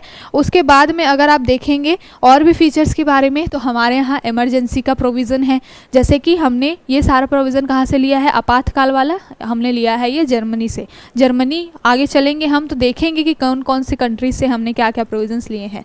तो आपातकालीन प्रोविज़न भी हमारे यहाँ पर लगा हुआ है। इमरजेंसी लाइक कंडीशन 2-3 हमारे यहाँ पे चीज़ें संविधान में मेंशन है कि 2-3 कंडीशंस होंगी जिसकी वजह से ही आपातकाल लगाया जा सकता है, इमरजेंसी लगाई जा सकती है, अदरवाइज नहीं लगाई जाएगी। वो 2-3 कंडीशंस में क्या क्या आते हैं, अगर मान लीजिए सशस्त्र विद्रोह हो गया है हथियारों के साथ तब, अगर बाह्य आक्रमण हो गया यानी कि बाहर से किसी कंट्री ने हमारे ऊपर आक्रमण कर दिया तब, या फिर इंटरनल सिक्योरिटी का कोई मुद्दा आ गया तब। तो ये 2-3 प्रोविजंस है जिसके बेसिस पे इमरजेंसी लगती है, अदरवाइज इमरजेंसी लगाना सही बात नहीं है और गवर्नमेंट को और राष्ट्रपति को ये हक नहीं होता। लेकिन कुछ जो 2-3 प्रोविजंस दिए गए हैं जिनके आधार पर इमरजेंसी हमारे यहाँ पर लगाई जा सकती है। ठीक है, अगली बात ये है, दूसरी बात है कि हमने क्या किया है, हमने यूनिवर्सल जो एडल्ट जो होते हैं हमारे यहाँ वयस्क जो हैं उनको हमने एक मताधिकार दिया है, वोटिंग राइट दिया हुआ है। तो ये भी हमारे संविधान की विशेषता है। कई ऐसी कंट्रीज़ थी जहाँ पर सभी को जो वोटिंग राइट नहीं मिला हुआ है। हमारे यहाँ तो महिलाओं को भी वोटिंग राइट्स है, पुरुषों को भी है। 18 साल से ऊपर का जो भी व्यक्ति है, चाहे वो महिला हो, पुरुष हो, ट्रांसजेंडर हो, सभी को वोटिंग राइट दिए गए हैं। इसी को बोला जाता है यूनिवर्सल जो वोटिंग राइट है। लेकिन कई ऐसे स्टेट्स, अभी कंट्रीज़ ऐसी हैं जहाँ पर अभी तो काफ़ी चेंज हो गया है चीज़ें, लेकिन पहले की कंट्रीज़ अगर आप कुछ समय पहले की बात देख लेंगे तो कई ऐसी कंट्रीज़ अभी भी हैं जहाँ पर महिलाओं को बहुत सारे राइट्स नहीं दिए गए हैं, वोटिंग राइट्स भी नहीं दिए गए, इस तरीके की चीज़ें हैं। लेकिन हमारे यहाँ पे महिला हो या पुरुष हो, सभी को क्या है, वोटिंग राइट मिला हुआ है। तो ये बहुत ही इंपॉर्टेंट हमारे यहाँ पे एक कॉन्सेप्ट है जो कि फीचर्स ऑफ कॉन्स्टिट्यूशन में आता है। ठीक है, दूसरी बात क्या है, एकल नागरिकता है। एकल नागरिकता यानी कि क्या कहने का मतलब है, सिंगल सिटीजनशिप। सिंगल सिटीजनशिप का कहने का मतलब क्या है, सिंगल सिटीजनशिप का सीधा सीधा मतलब होता है कि जिस तरीके से अमेरिका है, अमेरिका में क्या कॉन्सेप्ट चलता है कि वहाँ पर एक तो यूनाइटेड स्टेट है जो कि बहुत सारे स्टेट्स को मिल करके एक संघ बना दिया गया है और उनको बोल दिया गया है कि ये सभी राज्यों का एक संघ है, ठीक है। तो अमेरिका में ये कॉन्सेप्ट चलता है। अब अमेरिका में क्या है कि एक तो हो गई यूनाइटेड स्टेट की नागरिकता और दूसरी उसके अंदर जो बहुत सारे राज्य आते हैं उनकी नागरिकता। लगभग 54 कंट्रीज़ जो हैं वो 54 जो स्टेट्स हैं वो अगर आते हैं यूनाइटेड स्टेट्स के अंदर में, यूएसए के अंदर में, तो उसमें क्या है कि यूनाइटेड स्टेट ऑफ अमेरिका का अलग से सिटीजनशिप चलता है और यहाँ पर जो ये राज्य हैं उनमें से हर एक राज्य में अलग अलग सिटीजनशिप चलती है। यानी कि यहाँ पर डुअल सिटीजनशिप यानी कि दोहरी नागरिकता का कॉन्सेप्ट चलता है। कहाँ पर? यूएसए में। लेकिन अगर आप इंडिया की बात करेंगे तो हम क्या हैं, हम बहुत सारे राज्यों का संघ तो हैं लेकिन यहाँ पर राज्यों को संघ से अलग कोई भी मान्यता नहीं दी गई है। मतलब क्या है कि सभी राज्य जो है वो भारत का भाग हैं और सिटीजनशिप भारत के नागरिकों को दी जाएगी, ना कि राज्यों के नागरिकों को। मतलब कहने का क्या है कि हमारे यहाँ सिंगल सिटीजनशिप का कॉन्सेप्ट है। हम आप सभी कौन हैं? भारत के नागरिक हैं। राज्य के लेवल पे ऐसा नहीं होगा कि मैं दिल्ली की नागरिक हूँ या फिर कहीं और की नागरिक हूँ, इस तरीके से नहीं चलेगा। हम सब के सब भारत के नागरिक हैं। मतलब कि सिंगल सिटीजनशिप का ही कॉन्सेप्ट हमारे यहाँ पे चलता है, डुअल सिटीजनशिप हमारे यहाँ पे नहीं है, ठीक है। आई होप आपको समझ में आ गया होगा। उसके बाद में तीसरा जो पॉइंट क्या है, अगला पॉइंट क्या है, वही जो 3 टायर गवर्नमेंट मैंने पहले ही बात कर ली कि ये बहुत ही यूनिक एक प्रोविज़न है, यूनिक चीज़ है जो कि पहले के किसी भी कंट्रीज़ में नहीं है। हमारे यहाँ केवल और इंडिया में ही ये तरीके की सिस्टम है, 3 टायर सिस्टम। यानी कि आपका एक सेंट्रल लेवल पे गवर्नमेंट होगी, फिर उसके बाद में आपका जो है स्टेट के लेवल पे गवर्नमेंट होगी जो कि स्टेट के सारे मुद्दों को देखेगी, और फिर आपका जो है ग्राम पंचायत का कॉन्सेप्ट है, ठीक है। तो ग्राम पंचायत क्या करती है, गांव के लेवल पे जो भी मुद्दे होते हैं जनता के उनको क्या करती है, ऊपर तक पहुंचाने का काम करती है। और जो गवर्नमेंट, जो सेंट्रल गवर्नमेंट या स्टेट गवर्नमेंट कोई पॉलिसी बनाती है तो उसको क्या करती है, नीचे के लेवल तक इम्प्लीमेंट करने का काम करती है। कौन? ग्राम पंचायत। मतलब एक तरीके से मीडिएटर का काम करती है जनता और जो सेंट्रल गवर्नमेंट या स्टेट गवर्नमेंट है उसके बीच में। तो हमारे यहाँ पे 3 टायर गवर्नमेंट का कॉन्सेप्ट चलता है। ये हमारे संविधान की यूनिक फीचर है, एक यूनिक विशेषता है, ठीक है।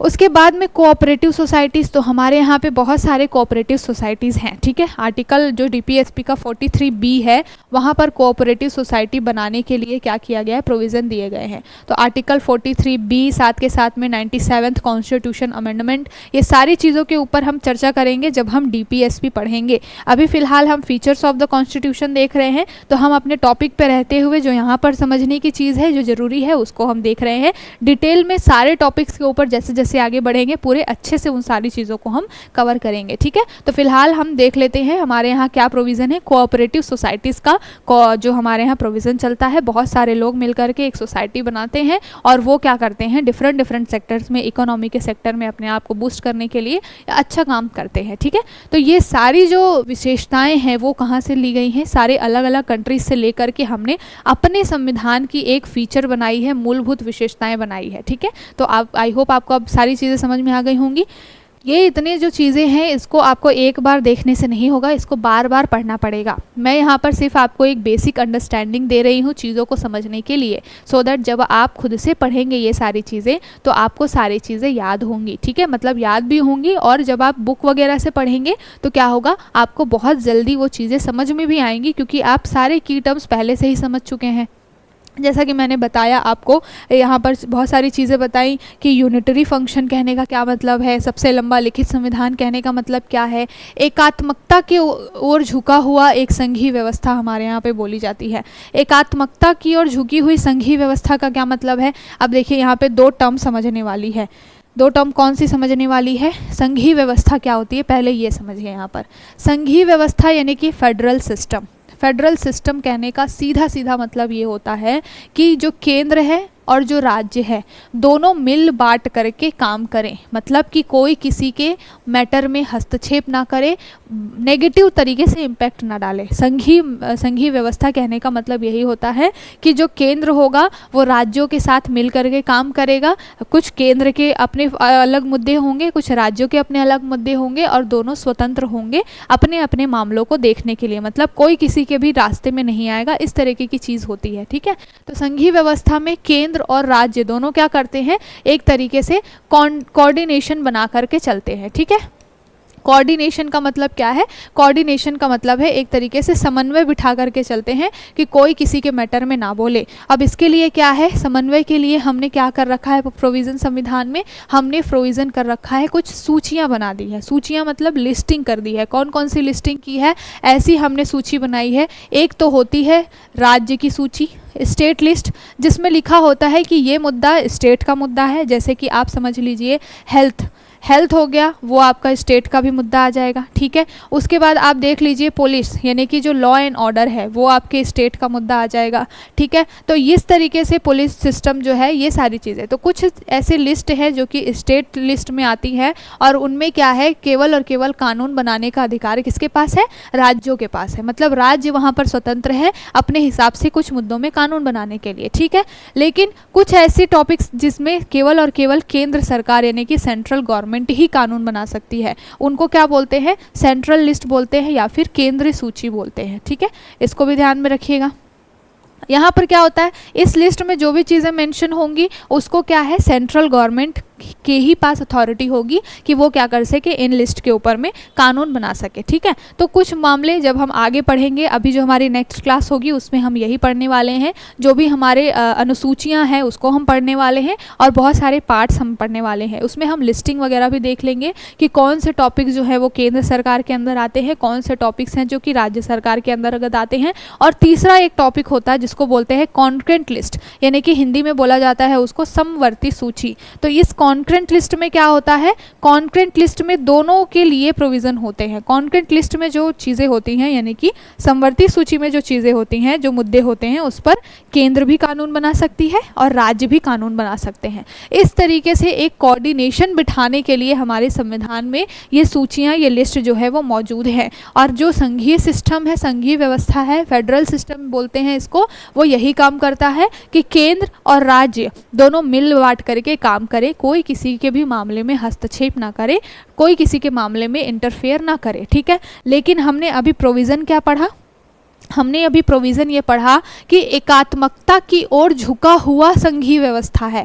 मतलब कि ऐसा नहीं है कि पूरा का पूरा अथॉरिटी राज्यों को दे दिया गया है कि राज्य अलग से अपना कानून बना सकते हैं, ऐसा नहीं है। कुछ ऐसे प्रोविज़न्स ऐसे हैं जिसमें केवल और केवल केंद्र ही मामला जो है कानून बना सकती है, वहाँ पर राज्यों को हस्तक्षेप करने की मनाही है। इसलिए बोला गया है कि हमारा जो संविधान है वो संघीय व्यवस्था तो है, फेडरल तो है, लेकिन किस तरीके का फेडरल है, क्वाज़ाई फेडरल या फिर क्वासी फेडरल बोला जाता है, यानी कि अर्ध संघीय है। अर्ध संघीय कहने का मतलब क्या है कि कुछ मुद्दे तो ऐसे हैं जिसमें राज्यों को भी स्वतंत्रता दी गई है, लेकिन कुछ मुद्दे ऐसे हैं जिसमें केवल और केवल केंद्र सरकार ही कानून बना सकती है। इसलिए बोला गया है कि एकात्मकता के ऊपर साइड में झुका हुआ है, मतलब यूनिटरी सिस्टम की तरफ थोड़ा सा टिल्टेड है। क्यों? यूनिटरी सिस्टम में क्या होता है कि सारी अथॉरिटी, सारा जो पावर है वो एक ही सत्ता के पास में होती है ना। लेकिन फेडरल सिस्टम में क्या होता है कि power of distribution of power होता है, केंद्र को भी कुछ पावर होती है, राज्यों को भी कुछ पावर होती है। हमारे यहाँ पे क्वाज़ाई फेडरल चलता है, यानी कि इसको हिंदी में कहते हैं अर्ध संघीय। अर्ध संघीय कहने का क्या मतलब है, कुछ मुद्दे ऐसे हैं जिसके ऊपर केवल और केवल केंद्र ही कानून बना सकती है और कुछ मुद्दे ऐसे हैं जिनमें राज्यों को भी स्वायत्तता दी गई है। जैसे अगर मान लीजिए इंटरनेशनल रिलेशन से रिलेटेड कोई भी कानून बनाना है, चीज़ों को देखना है, वहाँ पर केवल और केवल जो है वो केंद्र ही काम करती है, जिसको अवशिष्ट शक्तियाँ बोल दिया जाता है। तो इंटरनेशनल मैटर्स में केवल और केवल कानून जो है वो केंद्र ही बना सकती है। इस तरीके के और भी 2-4 प्रोविजंस हैं। इस वजह से हमारे संविधान को क्वाज़ाई फेडरल बोला जाता है, ठीक है। तो ये भी बहुत इंपॉर्टेंट टर्म है, इसको भी ध्यान में रखिएगा। तो लगभग जितने स्पेशल फीचर्स थे हमारे संविधान के, उसको हमने यहाँ पे देख लिया कि कौन कौन सी चीज़ें हैं जो कि हमारे संविधान में मेंशन है। अब यहाँ से अगर आपको क्वेश्चन बन जाए कि कौन कौन सी विशेषताएं हमारे संविधान की है, तो आप वहाँ पर ऑप्शन एलिमिनेट करके पहुँच जाएंगे कि हाँ, हमारा संविधान सबसे बड़ा लिखा हुआ संविधान है, बहुत सारे स्रोतों से लिया गया है, बिल्कुल सही बात है। नम्यता अनम्यता का गुण है, यानी कि वहाँ पर फ्लेक्सिबिलिटी भी है, हम चाहे अमेंड कर भी सकते हैं। कुछ मामलों में रिजिडिटी भी है, यानी कि कठोरता भी है, कुछ मामले ऐसे हैं जहाँ पर संशोधन नहीं किया जा सकता, जिसको हम आगे जब पार्लियामेंट पढ़ेंगे, प्रेसिडेंट पढ़ेंगे, वहाँ पर हम आर्टिकल 368 पढ़ेंगे, और जब संविधान में संशोधन वाला प्रोविज़न पढ़ेंगे तब वहाँ पर हम देखेंगे कि कौन कौन से ऐसे प्रोविजंस है जिसमें संशोधन करने में बहुत डिफिकल्टी आती है या फिर कहाँ पर कठोरता वाला सिद्धांत चलता है। ठीक, अगली विशेषता क्या है कि संघीय व्यवस्था है हमारे संविधान की, लेकिन एकात्मता की ओर झुका हुआ है। ठीक है, यानी कि यूनिटरी सिस्टम की ओर झुका हुआ है। मतलब क्या है कि क्वाज़ाई फेडरल व्यवस्था है, अर्ध संघीय व्यवस्था है हमारे यहाँ पे। उसके बाद है सरकार का हमारा संसदीय रूप है। संसदीय रूप मतलब कि हमारे यहाँ पार्लियामेंट्री सिस्टम है। पार्लियामेंट्री सिस्टम हमने लिया किससे है, तो ब्रिटेन में पार्लियामेंट्री सिस्टम चलता है, वहाँ से हमने अडॉप्ट की है चीज़ें। उसके बाद में यूके की संसदीय संप्रभुता है और न्यायिक सर्वोच्चता है जो कि यूएसए से ली है। मतलब कि यूके में जिस तरीके से संसद सर्वोच्च होता है, पर जहाँ पर अमेरिका की बात आती है वहाँ पर जो कोर्ट है, सुप्रीम कोर्ट है, वो भी कई मामलों में हस्तक्षेप करके जो होता है वो लेजिस्लेचर के पावर को सेपरेट करने की, कम करने की कोशिश करता है ना। तो हमारे यहाँ पे ये दोनों चीज़ों का एक तरीके से मिक्सचर है, कोऑर्डिनेशन है कि हमारे यहाँ पे संसद भी कुछ मामलों में ऊपर है और कुछ मामलों में हमारे यहाँ पे कोर्ट को भी अधिकार दिया गया है कि वो जुडिशियल रिव्यू करके स्ट्रक डाउन कर सकता है चीज़ों को। ठीक है, तो बैलेंस है हमारे यहाँ। उसके बाद मैंने बताया एकीकृत और स्वतंत्र न्यायपालिका, मतलब कि कोर्ट तो हमारा एक सुप्रीम कोर्ट है, उसके नीचे बहुत सारे कोर्ट्स हैं, लेकिन क्या है वो स्वतंत्र है। संसद अगर कोई कानून बनाती है वो स्वतंत्र है अपने तरीके से उसको क्या करने के लिए, बताने के लिए और उसको चेक करने के लिए। ठीक है, और एकीकृत कहने का मतलब क्या है कि डिफरेंट लेवल पे कोर्ट बने हुए हैं, लेकिन एक हायर अथॉरिटी सुप्रीम कोर्ट है और उसका फैसला ही सर्वोच्च माना जाता है। ठीक, उसके बाद फंडामेंटल राइट्स हो गया, डीपीएसपी यानी कि राज्य के नीति निर्देशक तत्व आपको मिले हुए हैं, मौलिक अधिकार, मौलिक कर्तव्य, ये सारी चीज़ें मिली हुई हैं। धर्मनिरपेक्ष यानी कि सेक्युलर राज्य है हमारा, अलग अलग धर्म के लोग वहाँ पर रहते हैं और जो केंद्र है, जो शासन है, वो उनके मामलों में, राज्य जो है वो उनके मामलों में हस्तक्षेप नहीं करता, धर्म के मामलों में हस्तक्षेप नहीं करता। उसके बाद सभी को यूनिवर्सल वोटिंग राइट मिला हुआ है, चाहे वो मेल हो, चाहे वो फीमेल हो, ट्रांसजेंडर हो, सभी को वोटिंग राइट मिला हुआ है हमारे यहाँ। स्वतंत्र निकाय है, कुछ ऐसी एजेंसीज हैं जिनको अब बिल्कुल फ्रीली काम करने के लिए दिया गया है। ठीक है, तो हमारे जैसे एनजीओ वगैरह का भी हमारे यहाँ पे काम चलता है, तो एनजीओ क्या करती है, गवर्नमेंट से अलग हटके वो अपने लिए सोशल वेलफेयर के काम करती है लोगों के लिए। तो इस तरीके की भी है। कोऑपरेटिव सोसाइटी का भी हमारे यहाँ पे कॉन्सेप्ट चलता है। हमारे यहाँ पे त्रिस्तरीय सरकार है। त्रिस्तरीय सरकार का मतलब क्या है कि एक केंद्र के लेवल पे सरकार, फिर राज्य के लेवल पे और नीचे ग्राउंड लेवल पे आपको ग्राम पंचायतें भी मिलेंगी और फिर आपको आपातकालीन प्रोविज़न भी मिलेंगे जो कि आपकी जर्मनी से लिए हुए हैं। ठीक है, तो ये सारी चीज़ें जो है आपके संविधान की विशेषता हैं जिसको फीचर्स ऑफ कॉन्स्टिट्यूशन बोलते हैं। और यहाँ से आपके लिए क्वेश्चन बन जाता है कि इनमें से कौन संविधान की विशेषता है या फिर नहीं है। तो आई होप अब यहाँ पर आपको कोई भी कन्फ्यूज़न नहीं रहा होगा। ईच एंड एवरी पॉइंट को मैंने बहुत अच्छे से आपको एलेबोरेट कर दिया है। ठीक है, अब चलते हैं हम अपने अगले टॉपिक की तरफ। अगला टॉपिक कहाँ है? अगला टॉपिक ये है कि यहाँ पर मैंने बताया है कि लंबा संविधान मतलब लिखित है यूएसए से लिया गया है, अलिखित है यानी कि ब्रिटेन से लिया गया। हमारे यहाँ पे जो संविधान है कुछ प्रोविजंस हैं जिसको लिख दिया गया है बिल्कुल, और कुछ ऐसे प्रोविजंस हैं, ज़्यादातर पार्ट तो हमने लिख दिया है कि ऐसे ऐसे हमारा जो कॉन्स्टिट्यूशन है वो काम करेगा। कुछ ऐसे प्रोविजंस हैं जो कि क्लियरली कहना चाहिए एक तरीके से मेंशन नहीं है या क्लियरली नहीं लिखी गई है। तो हमारे यहाँ जो है उसका दोनों का मिक्सचर है। जैसे कि लिखित संविधान आपको यूएसए यानी अमेरिका में मिलेगा और आपको अलिखित संविधान मिलेगा कहाँ पर? ब्रिटेन में। तो इन दोनों को मिला करके हमारे यहाँ पे व्यवस्था चलती है। ठीक, उसके बाद में देखेंगे कि जो हमारा संविधान है सबसे बड़ा संविधान क्यों है, क्योंकि मैंने स्टार्टिंग में ही बताया 395 उसमें अनुच्छेद हैं, 22 भाग हैं और आपकी 8 अनुसूचियां हैं इनिशियली। अभी तो ये चीज़ें जो है वो बढ़ करके चेंज हो गई हैं। जैसे अभी 25 भाग हैं, साथ के साथ में आपको 12 अनुसूचियाँ मिलेंगी और ये जो अनुच्छेद हैं वो कम ज़्यादा होते रहते हैं क्योंकि कई चीज़ें हैं जो संविधान से शामिल भी होती हैं फिर वो निकलती भी रहती हैं। इस वजह से अनुच्छेद याद करना ज़रूरी नहीं है, बट इनिशियल जो फेज़ में जो संविधान जब बना था उस समय में जितने भाग थे, जितने अनुच्छेद थे, जितनी अनुसूचियाँ यानी कि शेड्यूल्स थे, उनको याद रखना ज़रूरी है। यानी कि कितने अनुच्छेद थे हमारे यहाँ पे, आर्टिकल देखे जाएंगे तो 395 थे। भाग कितने थे, तो अगर आप पार्ट्स देखेंगे कि कितने पार्ट्स में संविधान डिवाइड था इनिशियली तो 22 भाग थे। और अगर आप शेड्यूल देखेंगे यानी कि अनुसूचियाँ देखेंगे तो आपको मिलेगा कि 8 अनुसूची स्टार्टिंग में थी। ठीक है, तो आपको समझ में आ गया होगा यहाँ तक की सारी चीज़ें कि क्या बेसिक फीचर्स थे हमारे संविधान के। अब हम चलते हैं कि हमने एक बात की थी कि किस संविधान से हमने क्या क्या चीज़ें ली हैं, तो उसको हम देख लेते हैं। कि हमने कौन कौन से संविधान में जो भी चीज़ें ली हैं वो कहाँ कहाँ से हमने ली है।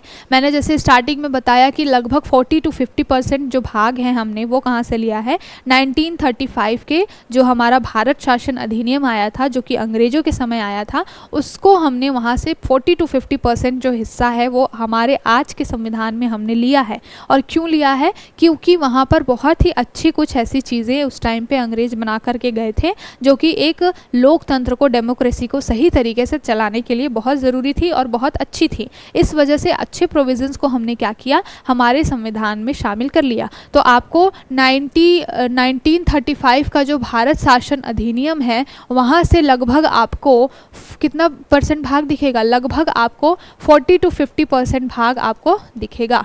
ठीक है, तो यहाँ पर अभी हम यही देखेंगे कि 1935 का जो हमारा भारत शासन अधिनियम था उससे हमने क्या क्या चीज़ें, क्या क्या प्रोविजंस अपने संविधान में लिए। उसके बाद हम देखेंगे कि कौन कौन से कंट्रीज से हमने कौन कौन से प्रोविजंस लिए हैं। ये टॉपिक इसलिए डिस्कस कर रहे हैं क्योंकि हमारे को यहाँ से क्वेश्चन मिलता ही मिलता है। अगर आप प्रीवियस ईयर पेपर देखेंगे, एसएससी के जितने भी एग्जाम्स होते हैं वहाँ पर आपको एक ना एक क्वेश्चन, यूपीएससी में भी ये पूछ लिया जाता था पहले भी और अभी भी पूछ लिया जाता है कि किस देश से हमने संविधान में कौन सा प्रोविज़न लिया है। ठीक है, तो अभी उसको हम देखेंगे।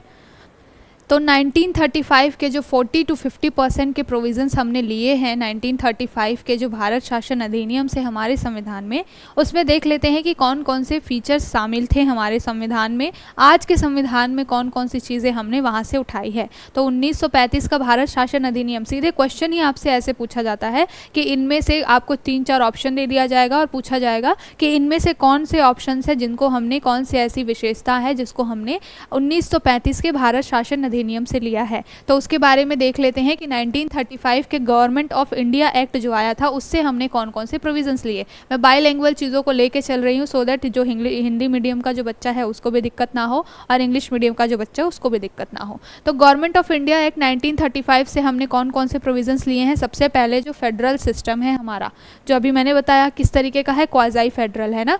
तो फेडरल सिस्टम जो है वो हमने कहाँ से लिया है, वो हमने लिया है अपने गवर्नमेंट ऑफ इंडिया एक्ट 1935 से। ठीक है, उसके बाद जो गवर्नर्स है, गवर्नर यानी कि जो अभी वर्तमान में जो आपको राज्यपाल का जो ऑफिस दिखेगा वो हमने कहाँ से लिया है, वो भी हमने लिया है गवर्नमेंट ऑफ इंडिया 1935 से। फिर जुडिशरी वाला जो सिस्टम है, अभी हम ये चीज़ आगे चल के देखेंगे कि जो जुडिशियल रिव्यू है वो हमने अमेरिका से लिया है, बट अगर आप जुडिशरी की बात करेंगे तो वो हमने कहाँ से लिया है, भारत शासन अधिनियम जो आया था 1935 का उससे लिया है। उसके बाद हम देखेंगे कि पब्लिक सर्विस कमीशन जो है, जैसे कि आपके यूपीएससी वगैरह है और इस तरीके की जो स्टेट पीसीएस के लिए भी कमीशंस बनती हैं, तो पब्लिक सर्विस कमीशन जो है वो भी हमने 1935 के अधिनियम से लिया है। और emergency provision and administrative details, emergency का जो मेन टर्म है वो हमने लिया है जर्मनी से, लेकिन उसमें कौन कौन से प्रोविजंस होंगे और ड्यूरिंग इमरजेंसी किस तरीके से चीज़ों को लेकर के चलना है, लॉज रूल्स उस समय के क्या होंगे,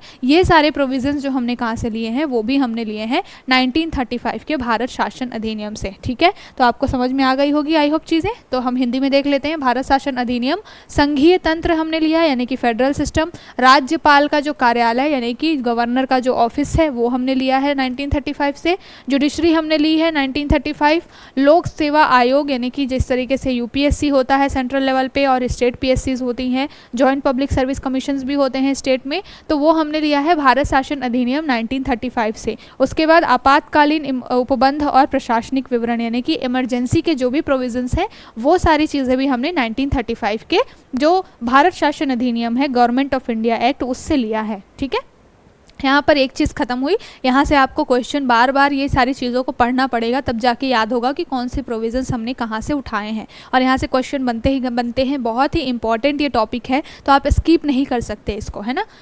अब चलते हैं हमने ब्रिटेन से क्या लिया है। जिस तरीके से मैंने बताया कि लगभग 60 कंट्रीज़ हैं हमारे यहाँ, जो हमारे कॉन्स्टिट्यूशन में हमने 60 कंट्रीज़ के, जब हम संविधान बना रहे थे, जब लोग उस समय हमारे जो नेता थे आज़ादी के समय फ्रीडम फाइटर्स जो थे वो जब कॉन्स्टिट्यूशन बना रहे थे तो लगभग 60 देशों का कॉन्स्टिट्यूशन उन्होंने पढ़ा था। जो BN राव जी थे उनको बेसिकली इसीलिए रखा गया था कि वो अलग अलग देशों के कॉन्स्टिट्यूशन को क्या करे, रीड करे, स्टडी करे और वहाँ से प्रोविजंस निकाल करके आए। ठीक है, तो ये सारी चीज़ें जब हुई तो हमने बहुत सारे अलग अलग जो कंट्रीज़ थी जो उस समय जो कॉन्स्टिट्यूशन बना चुकी थी या बहुत अच्छे वहाँ पर डेमोक्रेसी से रिलेटेड कुछ चीज़ें चल रही थी, उन सारी चीज़ों को स्टडी करके हमने क्या कर लिया, अडॉप्ट कर लिया। तो अब हम देखेंगे कि कौन कौन सी कंट्रीज़ से हमने क्या क्या चीज़ें ली है।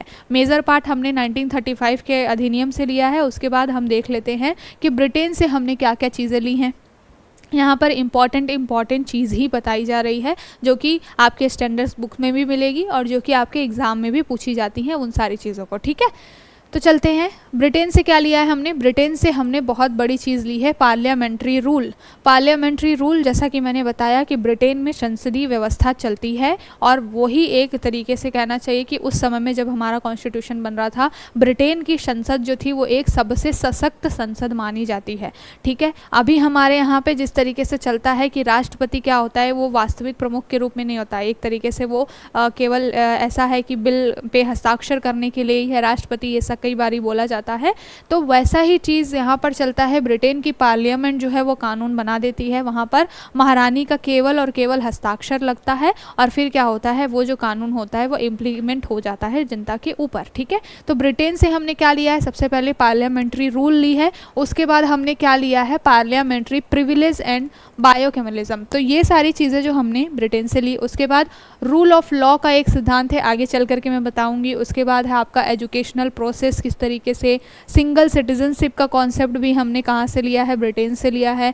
कैबिनेट सिस्टम, अब जब पार्लियामेंट आता है तो उसमें लेजिस्लेटिव आता है, साथ के साथ में एग्जीक्यूटिव भी आते हैं। और एग्जीक्यूटिव्स में कौन कौन आते हैं? आपकी जो सरकार होती है केंद्र के लेवल पे, वो भी आती है उसमें, है ना। और ब्यूरोक्रेट्स तो आते ही आते हैं। तो लॉ मेकिंग का काम लेजिस्लेचर कर देता है, उसको इम्प्लीमेंट कराने का काम आपका एग्जीक्यूटिव और ब्यूरोक्रेट्स का होता है। तो एग्जीक्यूटिव जो होते हैं, जो आपकी केंद्र सरकार होती है, राज्य सरकार होती है, वो क्या करती है? एक कैबिनेट मिनिस्ट्री बनाती है। कैबिनेट में क्या होते हैं? बहुत ही चुनिंदा जो इंपॉर्टेंट मिनिस्टर होते हैं, जैसे कि फाइनेंस मिनिस्टर, हेल्थ मिनिस्टर, इनके क्या होते हैं? वहाँ पर नेता होते हैं। इनमें इनके जो प्रतिनिधि होते हैं वो उस कैबिनेट में होते हैं। ठीक है, तो इस तरीके से क्या होता है, एक कैबिनेट बनती है और वहाँ पर ये जो सिस्टम है, कैबिनेट सिस्टम, हमने इंडिया में भी अडॉप्ट किया है। और ये कैबिनेट सिस्टम हमने कहाँ से लिया है? ब्रिटेन से लिया है। जहाँ पर पार्लियामेंट्री सिस्टम बहुत स्ट्रांग होता है, वहाँ पर कैबिनेट सिस्टम भी आपको स्ट्रांगली दिखने को मिलेगा। ठीक है, क्योंकि काम क्या है? एक तो लॉ बनाना है, उसको बाद इम्प्लीमेंट करना है। तो ध्यान में रखिएगा कि कैबिनेट सिस्टम भी हमने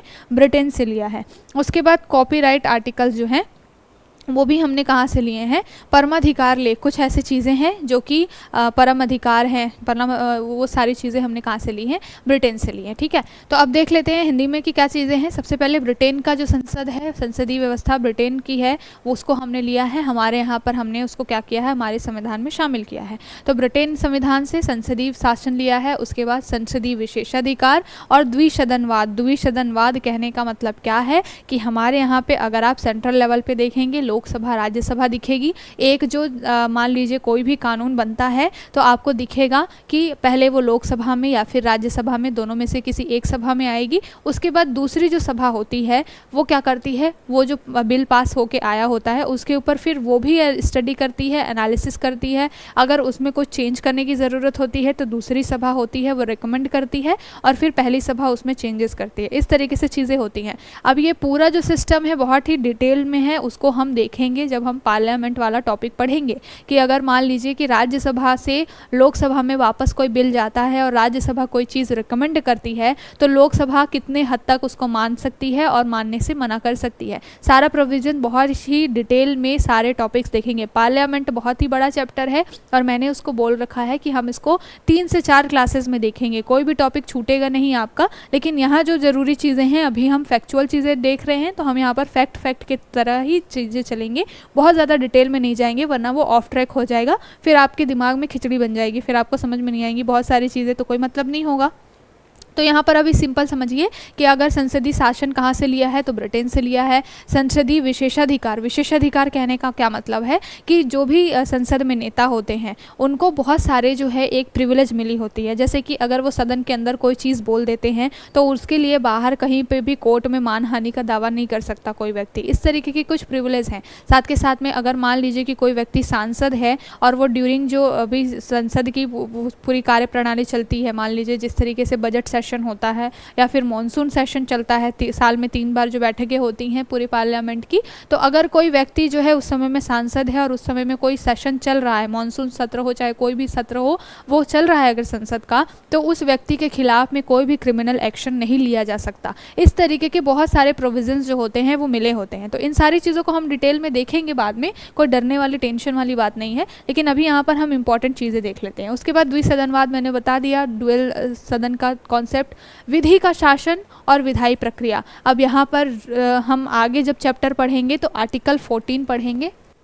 आर्टिकल 14 में जो इंडिया में है वहाँ पर हमने 2 चीज़ें ले रखी हैं, यूके और यूएसए, हम दोनों के प्रोविज़न को लेकर के चलते हैं। वहाँ पर जो है लॉ इस्टेब्लिश्ड बाय लॉ जो है वो भी प्रोसेस इस्टेब्लिश्ड बाय लॉ, ये सारी चीज़ें, यानी कि विधि का शासन और विधि की सम्यक प्रक्रिया, ये सारे टॉपिक्स में क्या डिफरेंस होता है इसके बारे में देखेंगे। फिलहाल आप यहाँ पर ये समझ लीजिए कि जो विधि का शासन टर्म है वो हमने कहाँ से लिया है, ब्रिटेन से लिया है, ठीक है, इसको ध्यान में रखिएगा। उसके बाद सिंगल सिटीजनशिप भी हमने ब्रिटेन से लिया है। अमेरिका के रिस्पेक्ट में मैंने बताया कि वहाँ डुअल सिटीजनशिप चलती है, जो वहाँ पर यूनाइटेड स्टेट है वहाँ का अलग नागरिकता है और उनके अंदर में जितने भी स्टेट्स आते हैं हर स्टेट की अलग अलग नागरिकता है, तो वहाँ डुअल सिटीजनशिप चलता है। बट इंडिया में जो है वो सिंगल सिटीजनशिप चलता है और ये जो व्यवस्था है वो हमने कहाँ से ली है, ब्रिटेन से ली है। उसके बाद में आप अगर मंत्रिमंडल प्रणाली यानी कि कैबिनेट के बारे में बात करेंगे कि हमारे यहाँ भी एक कैबिनेट होती है जिसमें चुनिंदा लोग होते हैं, तो वो हमने कहाँ से लिया है, वो भी हमने ब्रिटेन से लिया है, ठीक। तो इस तरीके से ब्रिटेन से चीज़ें ली गई हैं। अब चलते हैं कि हमने क्या लिया है, यूनाइटेड स्टेट से क्या क्या चीज़ें ली हैं।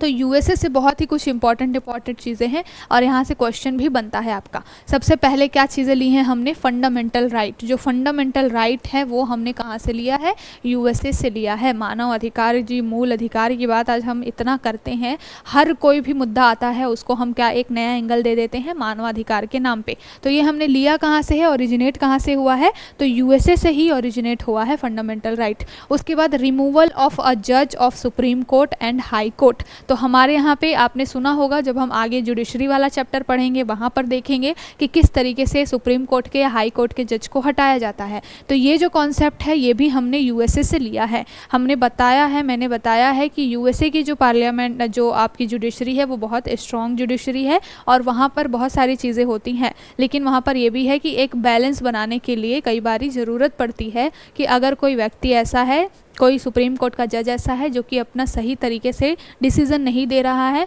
और अगर वो पागल दिवालिया जैसे टर्म्स होते हैं कि अगर वो मानसिक रूप से विक्षिप्त हो जाता है तो उसको फिर क्या कर लिया जाता है, पद से हटा दिया जाता है।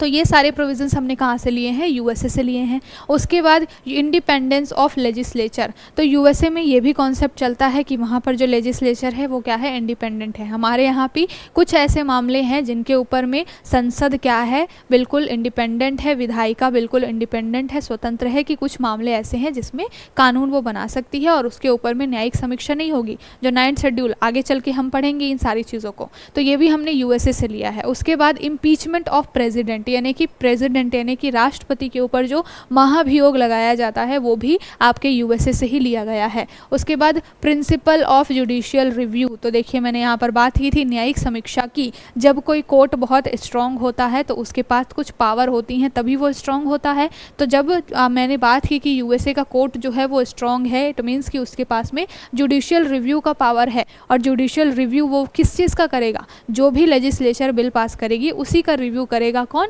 कोर्ट। तो ये भी जो सिस्टम है जुडिशियल रिव्यू का, जिसको हिंदी में न्यायिक समीक्षा कहते हैं, इसको भी हमने कहाँ से लिया है, यूएसए से लिया है। उसके बाद पोस्ट ऑफ वाइस प्रेसिडेंट। तो देखिए वाइस प्रेसिडेंट जो अभी हमारे यहाँ पे उपराष्ट्रपति की जो पोस्ट है वो भी हमने कहाँ से ली है, वो भी हमने यूएसए से ही ली है। तो अब आपको समझ में आ गया होगा। इन सारी चीज़ों को बार बार पढ़ेंगे तब जाके याद होगा। यूएसए से हमने क्या लिया है, यूएसए से हमने लिया है आपका यहाँ पर ले लिया फंडामेंटल राइट ले लिया। उसके बाद हमने क्या ले लिया, यहाँ पर हाई कोर्ट और सुप्रीम कोर्ट के जजों को किस तरीके से हटाना है वो हमने देख लिया। उसके बाद हमने यहाँ पर देखा कि जो जुडिशरी है वो वहाँ पर क्या है, बिल्कुल स्वतंत्र है, यानी कि न्यायपालिका जो है स्वतंत्र है। अब न्यायपालिका स्वतंत्र होगी तो न्यायिक समीक्षा वाला भी टर्म कहाँ से ले लिया जाएगा, यहीं से उठा लिया जाएगा। तो न्यायिक समीक्षा भी हमने कहाँ से ली है, यूएसए से ही ली है। उसके बाद आप देखेंगे कि महाभियोग लगाना है। महाभियोग किसके ऊपर लगना है, प्रेसिडेंट के ऊपर। तो राष्ट्रपति के ऊपर महाभियोग भी लगाया जाता है। कब लगाया जाता है, अगर ऐसा लगे कि वो अपने संविधान के दायरे के अंदर रह करके काम नहीं कर रहे हैं या फिर वो भी मानसिक रूप से इस तरीके से विक्षिप्त हो चुके हैं। इन सारे कंडीशंस में, सारी चीज़ों पे हम बात करेंगे जब हम प्रेसिडेंट वाला चैप्टर पढ़ेंगे, राष्ट्रपति, तब हम वहाँ पर देखेंगे कि किस तहत, किन पदों के तहत, किन कहना चाहिए एक तरीके से किन आधार पर हम महाभियोग लगा सकते हैं, इम्पीचमेंट लगा सकते हैं। ठीक है,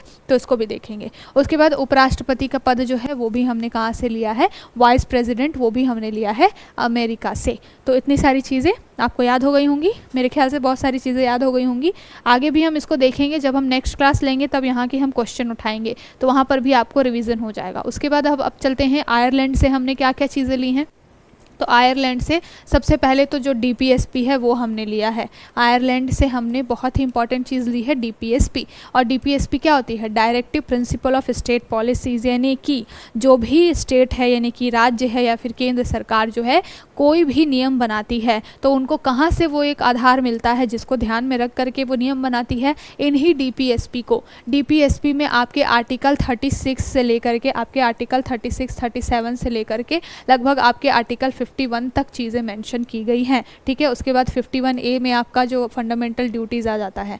तो यहाँ पर जो ये आर्टिकल्स हैं, इनमें डीपीएसपी में चीज़ें मेंशन की गई है कि केंद्र या फिर राज्य है उनको किन किन आधारों पर कानून बनानी चाहिए, कैसी नीतियाँ बनानी चाहिए। जैसे कि इसमें बात की जाती है, अगर आप आगे चलेंगे तो 39 में है कि व्यक्ति को लीगल राइट होना चाहिए। फिर आपको 40 में आपको ग्राम पंचायतें दिखेंगी, जो हमारे यहाँ पे मातृत्व लाभ वाली चीज़ है वो आपको कहाँ पर दिखेगी, 42 में। अभी जो यूनिफॉर्म सिविल कोड की बात हो रही है वो आर्टिकल 44 में आपको दिखेगा। ये सारे टाइम पर जो डीपीएसपी के थ्रू क्या किया गया है, एक तरीके से केंद्र को एक तरीके से एक नॉर्म, एक रूपरेखा बना करके दी गई है कि इस पर चल करके आपको जनता के लिए नीतियाँ बनानी है। तो ये सारी चीज़ें हमने कहाँ से ली हैं, डीपीएसपी हमने आयरलैंड से लिया है, ध्यान में रखिएगा। उसके बाद प्रेसिडेंशियल इलेक्शन सिस्टम। तो अभी हमारे यहाँ पे जो होता है, जिस तरीके से राष्ट्रपति को चुना जाता है वो डायरेक्ट नहीं चुना जाता। जैसे कि आप मान लीजिए कि लोकसभा के चुनाव में जो हमारे रिप्रेजेंटेटिव्स हैं उनको जनता डायरेक्ट वोटिंग के थ्रू चुनती है, बट यहाँ पर प्रेसिडेंट का चुनाव किस तरीके से होता है, जो भी सदन है, लोकसभा है, राज्यसभा है और राज्यों की जो विधानसभा होती है, जो स्टेट लेजिस्लेचर्स होते हैं, वहाँ से जो चुने हुए लोग होते हैं वो मिल करके एक अपना राष्ट्रपति को चुनते हैं। वोटिंग होती है, उसको हम देखेंगे कि जो अनुक्रमानुपातिक जो होता है, सिंगल प्रतिनिधित्व की बात वहाँ पर की जाती है और वहाँ पर फर्स्ट पास द पोस्ट चलता है। वो सारे सिस्टम क्या होता है, यानी कि फर्स्ट पास द पोस्ट में ऐसा होता है, क्या कॉन्सेप्ट है उसको मैं आगे डिटेल में बताऊंगी। उसमें ऐसा होता है कि 4 उम्मीदवार हैं, फिर उनमें से देखा जाता है कि किसको हाईएस्ट वोट मिले, फिर एक उम्मीदवार जो लीस्ट वोट वाला होता है वो हट जाता है, उसके बाद उन 3 के अंदर में टक्कर होती है, इस तरीके से। तो फर्स्ट पास द पोस्ट वगैरह ये सारी चीज़ें, ये सारे टर्म्स जो हैं वो आपके प्रेसिडेंट के इलेक्शन से रिलेटेड है, तो उसको हम आगे देखेंगे। ठीक है, तो फिलहाल जो मैंने बात की कि प्रेसिडेंशियल इलेक्शन सिस्टम किस तरीके से होगा, वो भी हमने आयरलैंड से लिया है। उसके बाद nomination of members in Rajya Sabha. तो मैंने स्टार्टिंग में बताया था कि जो लोकसभा होती है वहाँ पर चुने हुए लोग होते हैं, बट जो राज्यसभा होती है वहाँ पर आपके चुने हुए लोग, जो कि जनता के द्वारा चुन करके प्रतिनिधि बैठते हैं, उनके द्वारा चुने हुए लोग होते हैं। और कुछ लोग होते हैं जो कि नॉमिनेशन के थ्रू आते हैं। जो नॉमिनेशन कौन करता है, राष्ट्रपति करता है। ठीक है, तो ये जो नॉमिनेशन है, nomination of members to Rajya Sabha, ये भी हमने कहाँ से लिया है, आयरलैंड से ही लिया है। ठीक है, तो आपको आयरलैंड से कौन कौन सी चीज़ें मिल गई, आपको आयरलैंड से डीपीएसपी मिल गया, राष्ट्रपति का निर्वाचन पद्धति मिल गई और राज्यसभा के लिए सदस्यों का नामांकन मिल गया। ये 3 चीज़ें आपको आयरलैंड से मिल गई। अब चलते हैं कनाडा से हमने क्या लिया है। तो कनाडा से हमने लिया है federal system with a strong centre.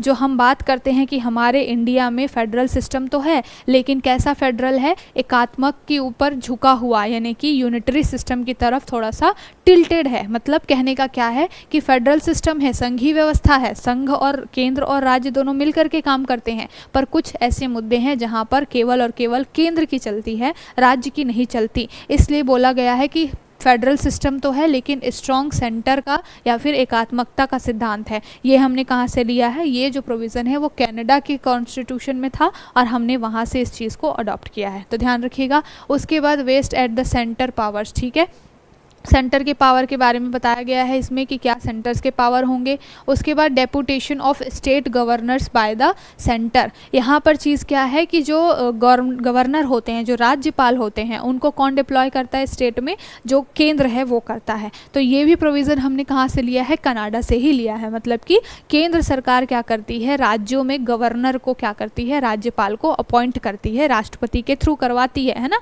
तो ये प्रोविज़न भी हमने कनाडा से लिया है। उसके बाद advisory adjudication of supreme court, तो सुप्रीम कोर्ट कई मामलों में जब हम चैप्टर पढ़ेंगे तो हम सुप्रीम कोर्ट के शक्तियों के बारे में पढ़ेंगे। वहाँ पर सुप्रीम कोर्ट को कुछ पावर दी गई है एडवाइजरी के रूप में, यानी कि सलाहकार के रूप में, ठीक है, एडवाइज़र के रूप में। और ये सलाह किसको देते हैं, ये सलाह देते हैं राष्ट्रपति को। राष्ट्रपति जब सलाह मांगता है तो आर्टिकल 143 यानी कि 143 काम करता है, और इसके थ्रू राष्ट्रपति जो है वो सुप्रीम कोर्ट के जो जज होते हैं उनसे किसी भी मामले पे, किसी भी मुद्दे पे क्या करता है, सलाह मांगता है कि आप बताइए मुझे किस तरीके से काम करना है। तो ये जो एडवाइजरी सिस्टम है सुप्रीम कोर्ट का, ये भी हमने कनाडा से ही लिया है। ठीक है, तो क्या क्या लिया है हमने कनाडा से, कनाडा से हमने लिया है सशक्त केंद्र के साथ संघीय व्यवस्था, यानी कि फेडरल सिस्टम है, बट हमारे पास में यूनिटरी सिस्टम भी है, वहाँ पर सेंट्रल जो है वो स्ट्रॉन्ग है। उसके बाद केंद्र के द्वारा राज्यपालों की नियुक्ति राज्यों में।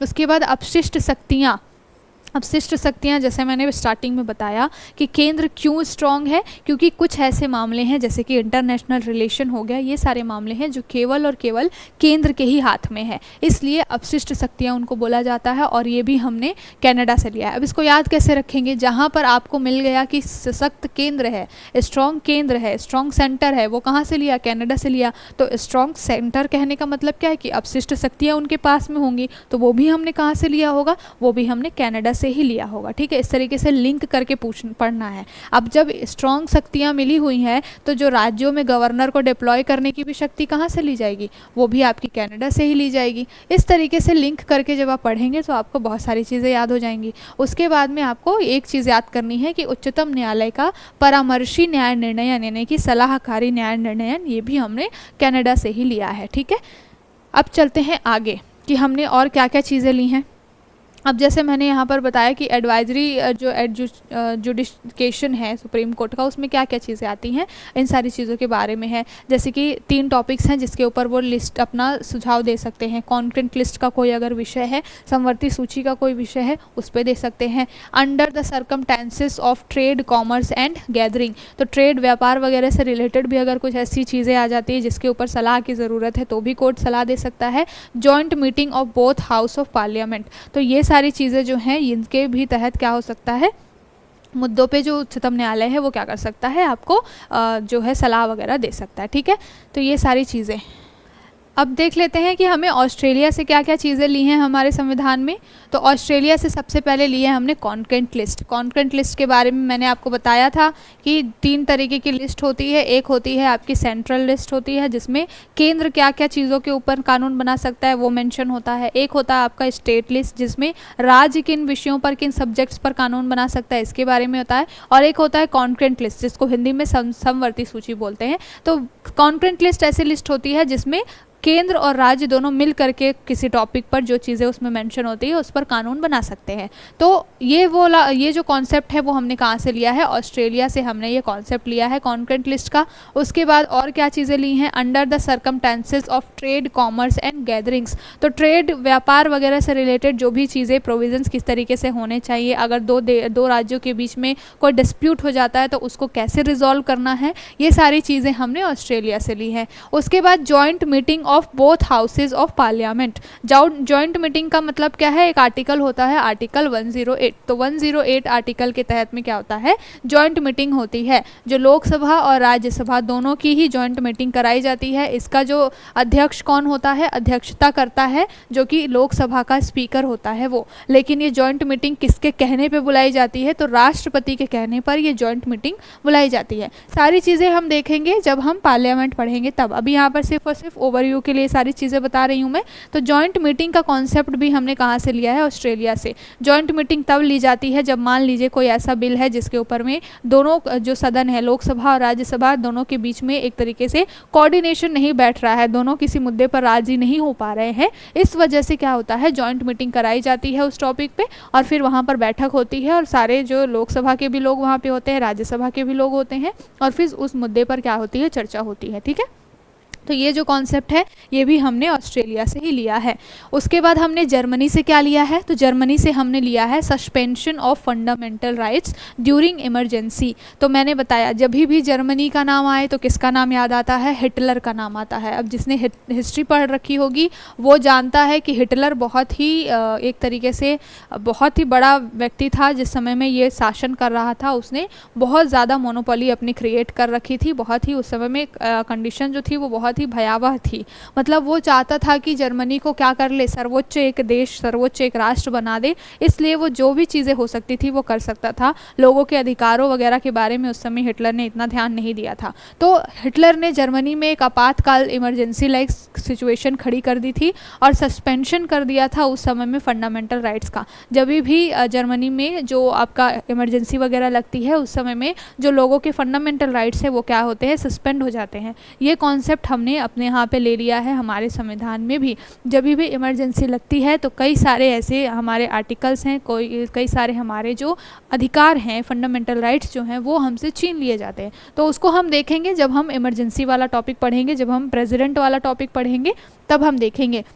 आर्टिकल 19 और आर्टिकल 21 को छोड़ करके अगर आप देखें तो बाकी सारे जो चीज़ें हैं, सारे जो आपके फंडामेंटल राइट्स हैं वो आपसे क्या, आर्टिकल 19 ही है जिसको आप चीज़ें पहले डिसॉल्व हो जाती हैं। उसके बाद में बहुत सारे इसमें प्रोविजंस है। आर्टिकल 359 के तहत और 358 के तहत इसमें चीज़ें बताई गई हैं कि कौन से ऐसे अधिकार हैं, कौन से ऐसे फंडामेंटल राइट्स हैं जो कि इमरजेंसी के तहत बने रहते हैं उसके टाइम पे, और कौन से ऐसे फंडामेंटल राइट्स हैं जो आपसे छीन लिए जाते हैं।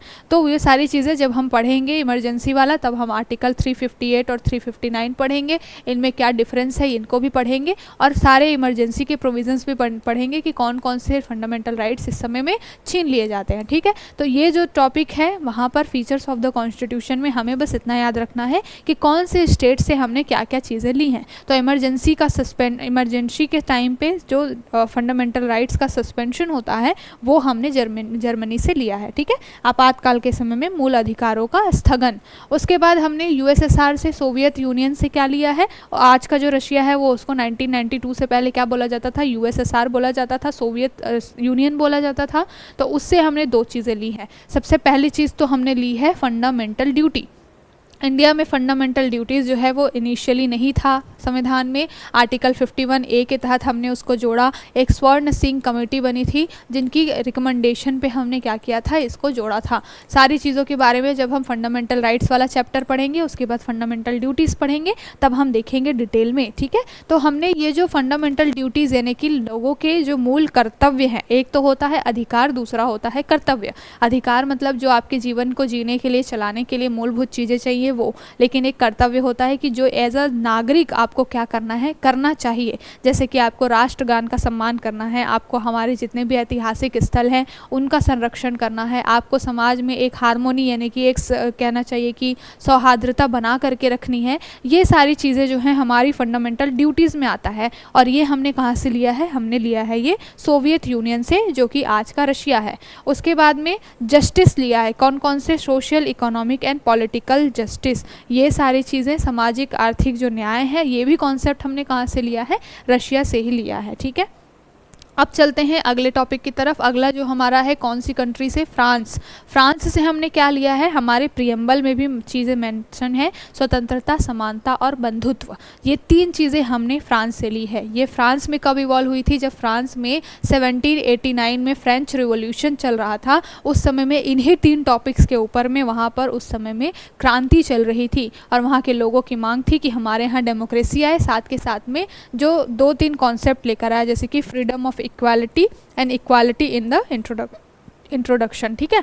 तो ये सारी चीज़ें हमने कहाँ से ली, फ्रांस से ली। उसके बाद में हमने रिपब्लिक जो टर्म है, गणतंत्रात्मक एक व्यवस्था जो है, जो कि बोला जाता है कि भारत एक गणतंत्र है, तो रिपब्लिक जो टर्म है, गणतंत्रात्मक व्यवस्था है, वो भी हमने कहाँ से ली है, वो भी हमने फ्रांस से ही ली है। बहुत ही इंपॉर्टेंट ये सारे टॉपिक्स हैं, यहाँ से क्वेश्चन बनते हैं। तो फ्रांस से क्या क्या लिया, गणतंत्रात्मक व्यवस्था ली, साथ के साथ में प्रस्तावना में हमने जो स्वतंत्रता, समता और बंधुत्व की भाषा जो जोड़ी है, 3 शब्द जोड़े हैं हमने अपने प्रियम्बल में, कौन कौन सी, स्वतंत्रता, समानता और बंधुत्व। तो ये तीनों टर्म हमने कहाँ से लिए हैं, हमने ये लिया है फ्रांस से, स्वतंत्रता, समानता या फिर समता, और तीसरा कौन सा है, बंधुत्व। ये तीनों चीज़ें हमने कहाँ से ली, फ्रांस से ली, ठीक है। और साथ के साथ जो गणतंत्रात्मक व्यवस्था जो कि प्रियम्बल में ही मेंशन है, वो भी हमने कहाँ से लिया है, फ्रांस से लिया है। अब चलते हैं अगली country, south Africa. South Africa से हमने क्या लिया है, process of amending the constitution. मैंने स्टार्टिंग में बताया था कि हमारा जो कॉन्स्टिट्यूशन है वो फ्लेक्सिबल भी है और साथ के साथ रिजिड भी है। फ्लेक्सिबल मतलब कि कुछ मामले में हम अपने संविधान में अमेंडमेंट करके नई चीज़ें जोड़ सकते हैं या फिर पुरानी चीज़ें हटा भी सकते हैं। तो ये प्रोविज़न हमने कहाँ से लिया है, अमेंडमेंट करने का, कॉन्स्टिट्यूशन में संशोधन करने का, ये हमने लिया है साउथ अफ्रीका से। तो याद रखिएगा, S for south Africa, S for संशोधन हिंदी में। तो ये सारी चीज़ें हमने कहाँ से ली है, साउथ अफ्रीका से ली है, संविधान का संशोधन। उसके बाद इलेक्शन ऑफ राज्यसभा मेंबर्स, तो हमने इलेक्शन जो राज्यसभा में मेंबर्स जो इलेक्ट होके आएंगे, उनका जो प्रोसेस क्या होगा, वो भी हमने कहाँ से लिया है, साउथ अफ्रीका से लिया, ठीक है। अभी मैंने आपको पढ़ाया कि जो राज्यसभा में जो नॉमिनेशन होता है उसके लिए कंट्री है, कंट्री का नाम बताना है आपको कि कौन सी कंट्री है जो कि राज्यसभा में जो नॉमिनेशन होते हैं लोगों के, जो कि राष्ट्रपति के द्वारा किए जाते हैं, वो प्रोविज़न हमने किस कंट्री से लिया है। वो एक अलग कंट्री है, लेकिन अगर राज्यसभा के मेंबर्स का इलेक्शन किस तरीके से होगा, इसके प्रोसेस की बात की जाएगी, तो वो हमने साउथ अफ्रीका से लिया है, ठीक है। अब चलते हैं अगले कंट्री जापान की तरफ। जापान से हमने क्या क्या चीज़ें ली हैं, जापान से हमने लिया है प्रोसीजर इस्टेब्लिश्ड बाय लॉ। अब ये दो टर्म जो है उसको हम देखेंगे, बहुत अच्छे से देखेंगे, इसके बीच में डिफरेंस क्या है, जब हम आर्टिकल 14 पढ़ेंगे उस समय भी ये चीज़ निकल के आएगी, ठीक है। तो समता का नियम और विधि का शासन, ये सारी चीज़ें जो होती हैं वो एक होता है जिसमें क्या होता है, केवल कानून देखा जाता है कि कानून जो है वो सही तरीके से सही प्रोसेस को फॉलो करके बना है कि नहीं बना है। और दूसरा कॉन्सेप्ट ये कहता है कि विधि की उचित प्रक्रिया, विधि की उचित प्रक्रिया का मतलब ये है कि कानून बना है, प्रोसेस फॉलो किया, ये तो ठीक है, लेकिन वो कानून जनता के लिए वाकई में हितकारी है या नहीं है, तो ये विधि की उचित प्रक्रिया होती है। और जो विधि की प्रक्रिया को फॉलो करके चीज़ें बनी होती हैं उसमें अलग सिस्टम होता है। तो इसके बीच में क्या डिफरेंस है इसको हम देखेंगे, ठीक है। प्रोसीजर एस्टैब्लिश्ड बाय लॉ और प्रोसीजर ड्यू टू लॉ, इस तरीके की चीज़ें होती हैं। इसको जैसे जैसे हम क्लासेस आगे बढ़ेंगी वो हम देखेंगे। फिलहाल हमने ये चीज़ें जापान से ली हैं, जो है क्या, कौन सी चीज़ ली है हमने जापान से ली है हमने विधि द्वारा स्थापित प्रक्रिया, ठीक है। तो इसको हमने कहाँ से लिया है, जापान से, याद रखिएगा।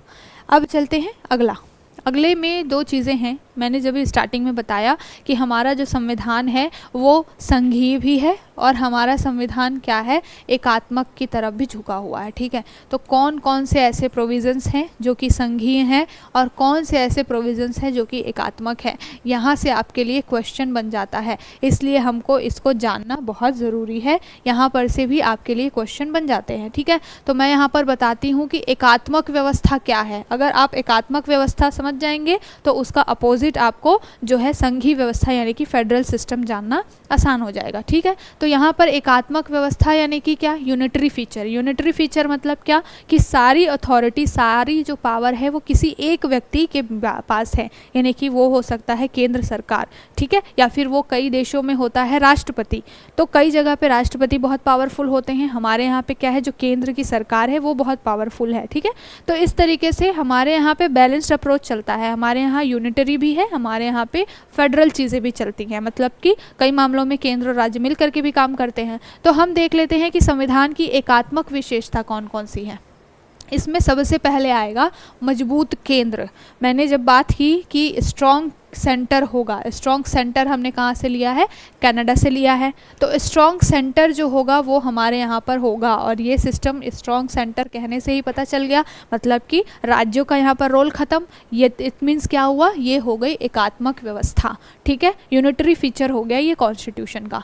दूसरी चीज़ क्या आ गई, एकल संविधान। एकल संविधान मतलब कि कॉन्स्टिट्यूशन एक है, कॉन्स्टिट्यूशन के ऊपर कुछ भी नहीं है, तो कॉन्स्टिट्यूशन ही सब कुछ है, चाहे वो लेजिस्लेचर हो चाहे वो जुडिशरी हो, सबको कॉन्स्टिट्यूशन के दायरे में रहकर ही काम करना है।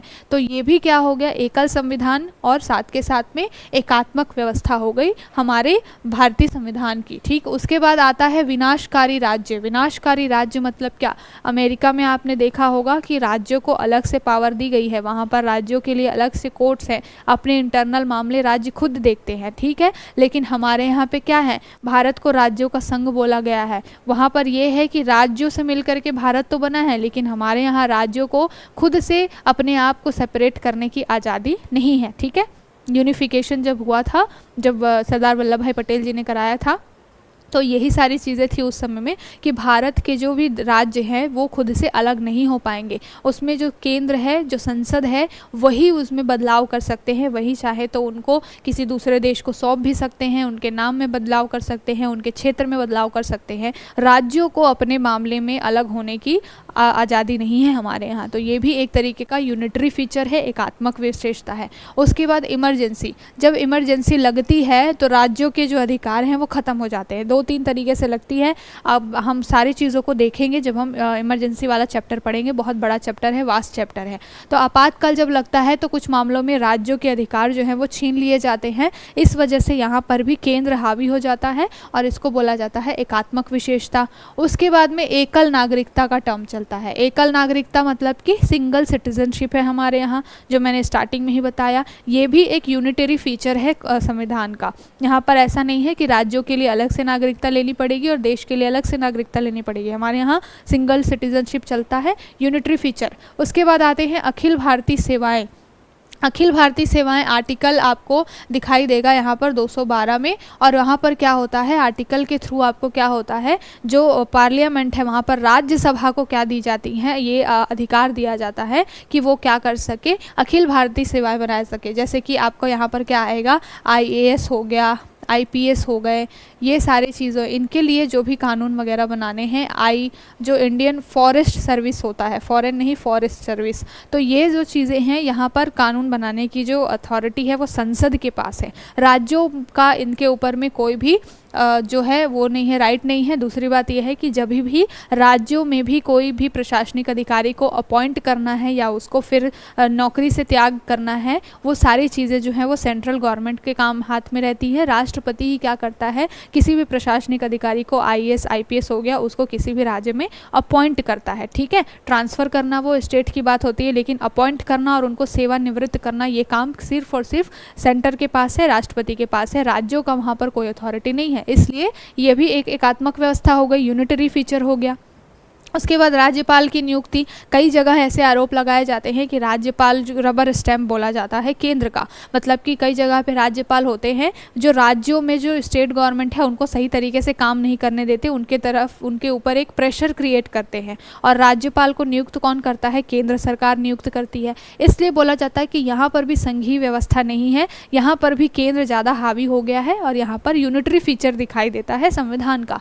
उसके बाद आप सिंगल आयोग है चुनाव के लिए, एक चुनाव आयोग होता है और वही क्या करता है, देश में जो लोकसभा के चुनाव को कंडक्ट कराता है। लोकसभा, राज्यसभा, साथ के साथ में प्रेसिडेंट और वाइस प्रेसिडेंट, इनके चुनाव जो है वो एक ही चुनाव आयोग करवाता है। केवल ग्राम पंचायतों के लेवल पे जो चुनाव होते हैं वो राज्य चुनाव आयोग के अंदर आता है। बाकी सारे जितने भी चुनाव है वो कौन करवाता है, जो एक सेंट्रल लेवल पे चुनाव आयोग होती है वो करवाती है। इसलिए इसको भी एक यूनिटरी फीचर माना गया है। उसके बाद एकीकृत न्यायपालिका, मैंने बता ही दिया कि high court, supreme court, divisional, बहुत सारे डिस्ट्रिक्ट कोर्ट्स हैं, लेकिन सुप्रीम कोर्ट की ही फाइनल डिसीजन होती है। अगर कोई मुद्दा है जो कि हाई कोर्ट से सुप्रीम कोर्ट में पहुंचा, चाहे वो किसी निचली अदालत से सुप्रीम कोर्ट में पहुंचा, सुप्रीम कोर्ट ने जो मामला बोल दिया, जो उन्होंने बता दिया कि ये सारी चीज़ें ही क्या होंगी, फाइनल होंगी, तो उसको ही फाइनल डिसीजन माना जाता है, ठीक। उसके बाद में लेखा परीक्षा होती है, मतलब कि ऑडिटिंग की जाती है। जब भी कोई भी जगह पे, मान लीजिए कि स्टेट का कोई शासन है वहाँ पर कोई चीज़ें हुई, कोई पॉलिसी हुई जिसमें फंडिंग से रिलेटेड कोई भी मुद्दा है, तो CAG होती है। CAG क्या करती है, जो controller and auditor general of India जिसको बोला जाता है, CAG क्या करता है, वो केंद्र से रिलेटेड भी सारे मामले देखता है फंडिंग के, कि सही तरीके से अगर बिल पास हुआ है, बजट पास हुआ है, तो उस बजट को सही तरीके से उस काम में लगाया गया या नहीं लगाया गया। या कोई कंपनी है, चाहे वो पब्लिक सेक्टर की हो या फिर प्राइवेट सेक्टर की भी हो, अगर उसकी ऑडिटिंग का जिम्मा CAG को मिल गया तो CAG देखती है कि यहाँ पर कंपनी सही तरीके से फंडिंग का जो पैसे हैं उसका सही तरीके से यूज़ किया या नहीं किया। तो इस तरीके से भी एक रेगुलेशन बनाने का काम किया जाता है। स्टेट के ऊपर भी CAG क्या कर सकती है, जा कर के अपनी ऑडिटिंग कर सकती है, इसलिए भी इसको यूनिटरी फीचर माना गया है। उसके बाद क्या होता है, राज्य विधेयकों पर वीटो। तो वीटो करने की शक्ति जो है वो भी आपके पास में है, किसके पास में है, राष्ट्रपति के पास में है और गवर्नर के पास में है, ठीक है। और कई मामले में ऐसा होता है कि जो स्टेट कोई स्टेट जो गवर्नमेंट होती है वो कोई बिल लाती है, उसको वो राज्यपाल के पास पहले तो भेजते हैं कि बिल जो है फाइनल, अगर वो दोनों जैसे सदन है, कई ऐसे स्टेट्स होते हैं जहाँ पे आपकी विधानसभा भी होती है और वहाँ पर विधान परिषद भी होती है। जब हम आगे पढ़ेंगे आपका पार्लियामेंट वाला चैप्टर तो वहाँ पर देखेंगे, जब स्टेट लेजिस्लेचर की बात पढ़ेंगे वहाँ पर हम देखेंगे कि विधायिका में विधानसभा और विधान परिषद कैसे अलग है, और जैसे जिस तरीके से सेंट्रल लेवल पे आपका लोकसभा और राज्यसभा है, बिल्कुल उसी तरीके से स्टेट लेवल पे आपको विधानसभा और विधान परिषद मिलेंगे, काउंसिल मिलेगी और आपको लेजिस्लेचर मिलेगा। तो वहाँ पर क्या होता है कि जब भी कोई वैसा मुद्दा होता है, जो मान लीजिए कोई स्टेट गवर्नमेंट है, उन्होंने बनाया कोई बिल, बनाया बिल पास किया दोनों सदनों से, या फिर कहीं कहीं पर केवल विधानसभा होती है वहाँ से, और फिर वो भेजते हैं गवर्नर के पास सिग्नेचर के लिए। कई मुद्दे ऐसे होते हैं जिसमें गवर्नर क्या करता है, उस बिल पर सिग्नेचर करने से मना कर देता है या अपने पास होल्ड करके रख लेता है, ठीक है। वो भी हम आर्टिकल देखेंगे कि आर्टिकल 200 और 200 और 201 के तहत में राज्यपाल को भी कुछ पावर मिले हुए हैं, ठीक है। तो ये सारी चीज़ें जब होती हैं तो राज्यपाल मामलों को कैसे अपने पास रोक के रखता है, पहले तो ये कह देता है कि मैं इस पे सोच विचार करूँगा, या फिर कई ऐसे मामले होते हैं जो राष्ट्रपति के एजेंट के लिए रख दिया जाता है कि वो कानून तो राज्य ने बनाया है लेकिन इसके ऊपर फाइनल डिसीजन राष्ट्रपति देंगे कि सिग्नेचर करना है या नहीं करना है। तो यहाँ पर जो मुद्दा आ जाता है, तो यहाँ पर भी बोला जाता है कि राज्यों की पावर एक तरीके से छिन गई, क्योंकि यहाँ पर भी केंद्र सरकार हावी हो गई, क्योंकि राष्ट्रपति तो केंद्र की सलाह पर ही काम करता है ना। आर्टिकल 75 में मेंशन है कि जो राष्ट्रपति जो होगा वो मंत्रिपरिषद की सलाह से काम करेगा। मतलब कि क्या हो गया, एक तरीके से राज्यों की पावर कहाँ पर चली गई, गवर्नर से होते हुए राष्ट्रपति के पास चली गई, और अब उन राज्यों के ऊपर जो बिल बने हुए हैं उनके ऊपर जो है एसेंट लेने का काम राष्ट्रपति के पास चला गया, अधिकार जो है वो राष्ट्रपति के पास चला गया। मतलब राज्य की जो एक शक्ति है किसी को कानून को बनाने की, वो उनसे एक तरीके से छिन गई। तो इसको भी एकात्मक विशेषता के अंदर का शामिल किया गया है। साथ के साथ में राज्यों की वित्तीय निर्भरता है। वित्तीय निर्भरता कहने का मतलब है कि जो फाइनेंस कमीशन होता है वो क्या करता है, जो भी टैक्स का कलेक्शन होता है अलग अलग राज्यों का, उसको वो क्या करता है, राज्यों में डिस्ट्रीब्यूट करता है। और ये काम जो है, जो वित्त आयोग है, जो कि फाइनेंस कमीशन है, जो कि आर्टिकल 280 के तहत आती है, वो भी किसके अंदर आती है, केंद्र सरकार के अंदर ही आती है। इस वजह से बोला जाता है कि राज्यों को कितने पैसे मिलेंगे, कितने % रेवेन्यू अलॉट किया जाएगा, ये भी केंद्र के पास एक तरीके से चला गया, ठीक है। तो यहाँ पर भी मामला कहाँ पर आ जाता है, फंस जाता है, और इसको भी बोल दिया जाता है कि ये भी क्या है, यूनिटरी फीचर है, यानी कि एकात्मक विशेषता है, ठीक। तो आई होप आपको समझ में आ गया होगा कि क्या पूरा आज का मुद्दा था, फीचर्स क्या थे हमने वो देखे, उसके बाद में हमने कौन कौन से देशों से किन किन विशेषताओं को अपने संविधान में लिया है हमने उसको भी देखा। साथ के साथ में यूनिटरी फीचर और फेडरल फीचर के बारे में देखा। फेडरल फीचर कहाँ, जहाँ पर शक्तियों के पृथक्करण की बात आएगी, जैसे कि मान लीजिए कि न्यायपालिका और एग्जीक्यूटिव और जो है आपकी कार्यपालिका, ये सारे मिल करके, जो विधायिका लेजिस्लेटिव है, ये सारे जब मिल करके काम करेंगे तो उसको फेडरल सिस्टम बोल दिया जाएगा। अगर त्रिस्तरीय सरकार की बात आएगी कि हमारे यहाँ पे 3 लेवल पे सरकार है, मतलब केंद्र भी अपना मामला देख रही है, राज्य अपना मामला देख रही है, पंचायतें अपना मामला देख रही है, वहाँ पर एक फेडरल सिस्टम आ गया। अगर आप बात करेंगे कि किसके बारे में, अगर आप बात करेंगे लिस्टिंग के मामले में, तो राज्य सूची में कई सारे मुद्दे हैं जिसके ऊपर केवल और केवल राज्यों को कानून बनाने का अधिकार है। तो वहाँ पर एक तरीके से आप देख लीजिए कि फेडरल सिस्टम की बात की गई है कि राज्य को भी कुछ स्वायत्तता मिली हुई है। इस तरीके से जो भी सिस्टम है, जहाँ पर भी आपको लगे कि यहाँ पर केंद्र और राज्य दोनों मिल करके काम कर रहे हैं, उन सारी चीज़ों को आप संघीय व्यवस्था में डाल सकते हैं, संघीय विशेषता में डाल सकते हैं, फेडरल फीचर में डाल सकते हैं। और जहाँ पर भी आपको ऐसा लगे कि यहाँ पर जो है केंद्र ज़्यादा स्ट्रॉन्ग हो रही है या फिर केंद्र ज़्यादा हावी हो रही है, सेंट्रल गवर्नमेंट ज़्यादा हावी हो रही है, वहाँ पर आप क्या करेंगे, उन सारे फीचर्स को आप यूनिटरी यानी कि एकात्मक विशेषता में शामिल कर देंगे। तो जब भी एग्जाम में क्वेश्चन आए तो कन्फ्यूजन नहीं होना चाहिए। जहाँ पर आपको पढ़ के ऐसा लगे कि यहाँ पर केंद्र हावी हो रहा है, उसको आप, उस विशेषता को आप यूनिटरी फीचर में यानी कि एकात्मक विशेषता में डालिए। जहाँ पर आपको लगे कि दोनों मिल करके काम कर रहे हैं, केंद्र, राज्य, न्यायपालिका सारे मिल करके काम कर रहे हैं, कोऑर्डिनेशन में काम कर रहे हैं, उसको आप संघीय व्यवस्था में डालिए। ठीक है, तो आई होप आप कोई कंफ्यूजन नहीं रहा होगा। सारी चीज़ें मैंने क्लियर कर दी हैं, सारे टॉपिक्स भी क्लियर कर दिए हैं। जो जो चीज़ें मेंशन थी उन सभी चीज़ों को मैंने क्या कर दिया है, यहाँ पर क्लियर कर दिया है। अब हम चलते हैं लास्ट हमारे, जो हमने प्रीवियस क्लास में जो भी टॉपिक डिस्कस किए थे उससे रिलेटेड कुछ 5-6 क्वेश्चन है। क्विक हम एक रिवीजन ले लेते हैं। यहाँ से आपको प्रीवियस क्लास में जो पढ़ा था वो याद भी हो जाएगा और आपको ये भी पता चलेगा कि आपके एग्जाम में जिस तरीके के क्वेश्चन आते हैं बिल्कुल उसको ध्यान में रख करके यहाँ पर चीज़ें आपको पढ़ाई जा रही हैं। ठीक है, तो हम क्वेश्चन वाइज भी देखेंगे कि ईयर वाइज देखेंगे कौन से साल में कहाँ पर प्रश्न आया है। सबसे पहला क्वेश्चन क्या है आपका, पहला क्वेश्चन है संविधान सभा की कुल सदस्यता 389 थी, जिनमें से प्रतिनिधि थे देसी रियासतों के कितने थे, ये पूछा गया है। The total membership of the constituent assembly was 389, of which were representatives of princely state. तो यहाँ पर पूछा गया है कि 389 सदस्य तो थे ओवरऑल जब संविधान सभा बनी थी, मैंने बताया था। तो इसमें पूछा गया है कि देसी रियासतें उसमें से कितनी थी। ठीक है, देसी रियासतों की संख्या के बारे में पूछा गया है। ठीक है, और यहाँ पर ये क्वेश्चन आया कब है, तो ये क्वेश्चन आपका आया है एसएससी CHCL में आया है, 2022 में आया है। ठीक है, तो याद रखिएगा कि किसके बारे में बात की जा रही है, संविधान सभा की। पहली बात तो एक फैक्ट मिल गया कि 389 मेंबर्स थे, जो कि हमने क्लास में डिस्कस किया था। अब यहाँ पर पूछा गया है कि देसी रियासतें यानी कि प्रिंसली स्टेट में कितने मेंबर्स थे। तो आपका ऑप्शन क्या है, 84, 102, 109 या फिर 93। तो मैंने बताया था इसमें कि कितनी आपकी देसी रियासतें थी, 389 में आपकी देसी रियासतें थी कितनी, 93 आपकी देसी रियासतें थीं। इनमें से कुछ आपके 73 के अराउंड आपकी मुस्लिम लीग के लोग थे। उसके बाद 208 आपको कौन था, जो कांग्रेस के द्वारा जीत करके आए हुए लोग थे। ये सारी चीज़ों को मैंने बताया हुआ है। ठीक है, तो जब देसी रियासतों की बात आए उनकी संख्या कितनी है, 93 देसी रियासतें थी जब संविधान सभा बनी थी। ठीक है, अब चलते हैं अगले क्वेश्चन की तरफ। अगला क्वेश्चन क्या है, इसमें से बताना है कि संविधान सभा के बारे में कौन सा सही है। ये क्वेश्चन कब आया है, एसएससी CGL में पूछा गया है, 2022 में पूछा गया है क्या कि कौन सा स्टेटमेंट सही है, ये पूछा गया है। फर्स्ट है, संविधान सभा ने मई 1947 में राष्ट्रमंडल में भारत की सदस्यता ली थी। ठीक है, पहला ऑप्शन। दूसरा ऑप्शन क्या है, संविधान सभा ने जनवरी 1950 में राष्ट्रगान को अपनाया था, ये ऑप्शन बी। ऑप्शन सी क्या है, जनवरी 1948 में संविधान सभा ने राष्ट्रीय गीत को अपनाया था। और ऑप्शन डी क्या है, जुलाई 1949 में संविधान सभा ने राष्ट्रीय ध्वज को अपनाया था। ठीक, अभी आपको इसमें से बताना है कि करेक्ट आंसर कौन सा है।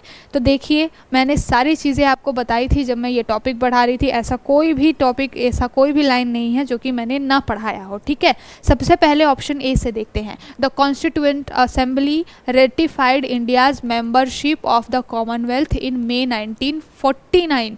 ठीक है, 1949 में क्या हुआ था, कॉन्स्टिट्यूशन जो असेंबली थी उन्होंने रेटिफाई किया था राष्ट्रमंडल को, जबकि आपके यहाँ पर लिखा क्या है, 1947 लिखा हुआ है। ठीक है, इसलिए ये गलत हो गया। 1949 में राष्ट्रमंडल में भारत ने अपनी सदस्यता की थी शामिल। ठीक है, 1949 में। ठीक, तो ध्यान रखिएगा, राष्ट्रमंडल में भारत कब शामिल हुआ था, 1949। तो ये स्टेटमेंट आपका गलत हो गया। दूसरा ऑप्शन क्या है, संविधान सभा ने जनवरी 1950 में राष्ट्रगान को अपनाया था। ठीक है, तो राष्ट्रगान को अपनाया कब, 1950 में। क्या ये स्टेटमेंट सही है, तो ये स्टेटमेंट गलत है। क्यों गलत है? क्योंकि मैंने बताया है कि राष्ट्रीय गान और राष्ट्रीय गीत दोनों को ही हमने क्या किया था। ये स्टेटमेंट सही है आपका, क्योंकि हमने बताया था कि जो 24 जून था, 24 जैन था 1950 का, उसमें हमने दो चीज़ें ली थी, आपका राष्ट्रीय गीत भी लिया था और राष्ट्रगान भी लिया था। ठीक है, तो ऑप्शन बी आपका सही है, क्योंकि वहाँ पर बात की जा रही है कि 1950 जनवरी में राष्ट्रगान अपनाया गया था। तो बिल्कुल सही बात है। राष्ट्रीय जो नेशनल एंथम है उसको भी हमने लिया था राष्ट्रगान को, और जो नेशनल सॉन्ग है उसको भी हमने 24 जनवरी 1950 को ही अपनाया था। ठीक है, तो ये स्टेटमेंट बिल्कुल सही हो गया। अगला स्टेटमेंट गलत क्यों है? क्योंकि इसमें बोला गया है कि राष्ट्रगीत को कब अपनाया गया था, 1948 में, जबकि मैंने पढ़ाया कि दोनों चीज़ों को 24 जनवरी 1950 को ही अपनाया गया था। ठीक, उसके बाद अगला क्वेश्चन क्या है, जुलाई 1949 में संविधान सभा ने राष्ट्रीय ध्वज को अपनाया था। ये स्टेटमेंट गलत है। क्यों? क्योंकि देश आज़ाद कब हुआ था? 1947 में। और जब देश आज़ाद होने वाला था उसके पहले ही, जब 15 अगस्त को देश आज़ाद हुआ था उसके पहले ही हमारे जो नेता थे उस समय के, उन्होंने सोच लिया था कि देश का एक तिरंगा होना चाहिए। इसलिए 47 अगस्त 47 से पहले ही हमारा जो तिरंगा है वो अपना लिया गया था। कब अपनाया गया था? वो अपनाया गया था 22 जुलाई को। 22 जुलाई आपका 1947 में हमने राष्ट्रध्वज को अपना लिया था। इसलिए यहाँ पर चीज़ें क्या लिखी गई है? 49 लिखी गई है, इसलिए ये ऑप्शन गलत है। ठीक है, तो आंसर बी जो है वहाँ हमारा सही है। संविधान सभा ने जनवरी 1950 में क्या किया था? आपका नेशनल एंथम यानी कि राष्ट्रगान को क्या किया था? एक्सेप्ट और अडॉप्ट किया था। ठीक, अब चलते हैं अगले क्वेश्चन की तरफ। अगले क्वेश्चन में जब मैंने कमिटीज़ पढ़ाई थी इसी फर्स्ट क्लास में, तो बताया था कि 8 मेजर कमिटीज़ है और उसके बाद बहुत सारी सब कमिटीज़ बनी। तो वहाँ पर सब कमिटीज़ में एक कमिटी थी जिसके बारे में मैंने पढ़ाया भी था, हाउस कमिटी के बारे में।